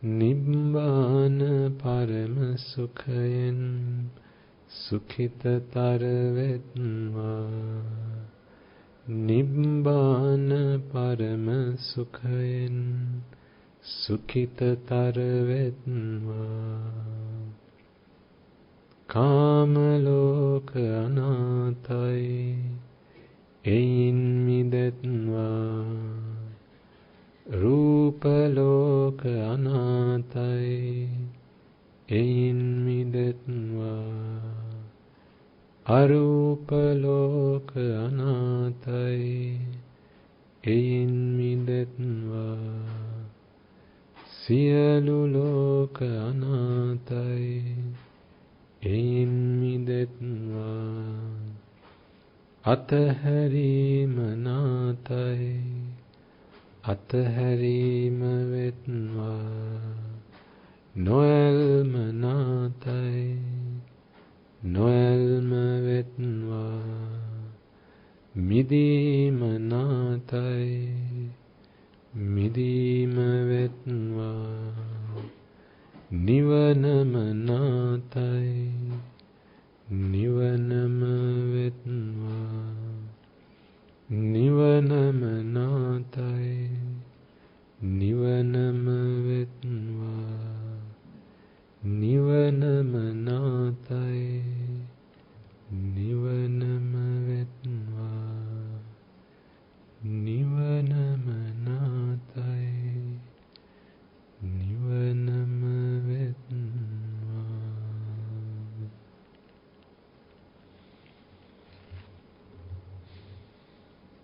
Okay. Let us now transfer merits that we have all acquired today through the course of this sermon. And by engaging in all the meritorious deeds that you have done throughout the course of the day. First and foremost, let us all take a moment to reflect once again that it is because of the Supreme Buddha that we have the gift of Dhamma today. It is because of him, of his infinite compassion towards all sentient beings, including you and I, that we have the path to our deliverance today laid out clearly and in front of us. It is because of his selfless dedication and commitment throughout an infinitely long journey in samsara. Let us also take a moment to transfer merits to the Bhikkhu Bhikkhunis, Upasaka Upasikas, who since time immemorial protected and preserved the teaching of the Buddha and passed it down to us in the form of the Tripitaka and in the form of the noble lineage. It is thanks to them that today you and I are able to study the text, to analyze it, to understand, to comprehend it, and to be able to attain the noble attainments. May they all rejoice in the merits that we have all acquired today. Let us also take a moment to transfer merits to all members of the Mahasangha, resident wherever they may be throughout the world. These are men and women who have dedicated their lives to practicing the path and to seeking their liberation, but have also put time aside towards the liberation of all sentient beings, men and women just like you and I. May they all be able to rejoice in the merits that we have all acquired today. Not forgetting for a moment about the monks and nuns who are resident in your local temples and your local nunneries. Although you have come here along today to make offerings, to listen to the Dhamma, do not forget for a moment that it is the monks and nuns resident in your local temples and nunneries in your villages and in your local towns and localities who have always been by your side through thick and thin, come rain or shine. It is there you send your children to the Hampasal and so on and so forth. May they all be able to rejoice in the merits that we have all acquired today. May through the power of these merits, if any of them have been born in the woeful planes, be able to redeem themselves and be born in the blissful planes. And may through the power of these merits, they abstain from the unmeritorious deeds, fulfill the meritorious deeds, fulfill the noble eightfold path, and attain the supreme bliss of Nibbana. Sadhu, sadhu, sadhu. Let us take a moment to transfer merits to the Devas, Brahmas, spirits, demons, and the dead that we invited at the start of this sermon. May they have witnessed this meritorious deed and acquired due merit. And may through the power of all the merits that we have all acquired today, if any of them have been born in the woeful planes, they will redeem themselves and be born in the blissful planes. And may through the power of these merits, they abstain from the unmeritorious deeds, fulfill the meritorious deeds, fulfill the noble eightfold path, and attain the supreme bliss of Nibbana. Sadhu, sadhu, sadhu. Let us also transfer merits to our parents who perhaps are among the living or perhaps who have predeceased us, as well as our ancestors, mothers, fathers, brothers, sisters, uncles, aunts, nephews, nieces, grandparents, and so on and so forth, as well as your co-workers, your colleagues, friends, among others, those who have taken on your duties and responsibilities, at least temporarily, so that you are able to be here today. They have relieved you of your duties and responsibilities so that you could be present here today. May they be able to rejoice in the merits that we have all acquired today. Let us also transfer merits to anyone and everyone who might have helped make this event a success, who have made your presence here today possible and feasible, either by providing you with transport, or perhaps by offering you with a meal, or perhaps by ushering you to a seat, or perhaps by giving you a glass of water, just making you comfortable here, making your stay here as comfortable as possible, as well as dissipating the Dhamma throughout the world such that it has reached you over the internet, as well as other media such as printed media, and transliterating these sermons and making this available to the masses. May they all be able to rejoice in the merits that we have all acquired today. May through the power of these merits they be able to abstain from the unmeritorious deeds, fulfill the meritorious deeds, fulfill the noble eightfold path, and attain the supreme bliss of Nibbana. Sadhu, sadhu, sadhu. Let us also take a moment to transfer merits to all the men and women who might have lost their lives in the wars that we have had in Sri Lanka over a period of 30 long years. The members of the armed forces as well as the police force who sacrificed their lives on many occasions to protect and preserve the peace and harmony of this country, as well as men and women who might have lost their lives in the wars and in various battles, be they friend or foe, as well as men and women who might have lost their lives in natural calamities such as the tsunamis, earthquakes, hailstorms, so on and so forth, not just in this country but also in other parts of the globe. Reminding ourselves for a moment that each and every one of them will have at some point in samsara been a mother to us. Each and every one of them will have at least at one point in samsara been a father to us. So, with infinite metta in our hearts, let us transfer the merits that we have all acquired to all of them. May through the power of these merits, if any of them have been born in the woeful plains, may they be redeemed. May they be able to redeem themselves and be born in the blissful plains. And may through the power of these merits they abstain from the unmeritorious deeds, fulfill the meritorious deeds, fulfill the noble eightfold path, and attain the supreme bliss of Nibbana. Sadhu, sadhu, sadhu. Let's also transfer merits to those men and women who have dedicated their lives to leading this country, to protecting our country, to safeguarding it, and have dedicated their lives towards the development and prosperity of this country. It is because they have set aside time in their lives to do such activities. You and I have been freed up to put time towards our liberation, our deliverance, and our salvation. May they be able to rejoice in the merits that we have all acquired today, and may through the power of these merits they abstain from the unmeritorious deeds, fulfill the meritorious deeds, fulfill the noble eightfold path, and attain the supreme bliss of Nibbana. Sadhu, sadhu, sadhu. And finally, may through the power of all the merits that we have all acquired today, in making offerings to the Buddha, Dhamma, and the Sangha, in listening to this sermon, in preaching this sermon, in making this event accessible and available to all those who have been able to come along, as well as listen to these sermons online, not just today but also access these sermons in any time in the future, be able to transfer these merits to all those men and women just like yourselves, living throughout the world, who have dedicated their lives to practicing the path and seeking their deliverance, to be able to do so. And may through them we be able to witness the advent of many hundreds of thousands of Arahatun Vahanses and Arahat Mehenin Vahanses in our very lives itself, and in the era of the Gautama Supreme Buddha itself. Sadhu, sadhu, sadhu.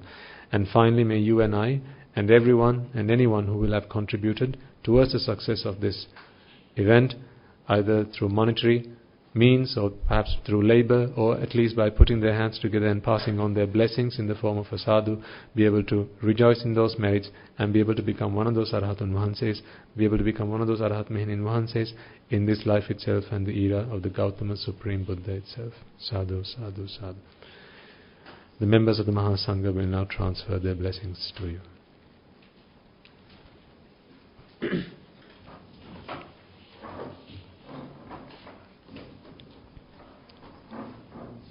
Raga ginnen idetva, desha ginnen idetva, moha ginnen idetva, Nibbana parama sukhayen sukhita taravetva. Nibbana parama sukhayen sukhita taravetva. Mamada siyalu loka siyalu satvayo. Nibbana parama sukhayen sukhita taravetva. Nibbana parama sukhayen sukhita taravetva. Nibbana parama sukhayen sukhita taravetva. May I and all beings in all worlds be freed from the fires of desire. May I and all beings in all worlds be freed from the fires of aversion. May I and all beings in all worlds be freed from the fires of delusion. May I and all beings in all worlds attain the supreme bliss of Nibbana. May the Noble Triple Gem be with you all forever. Sadhu, sadhu, sadhu.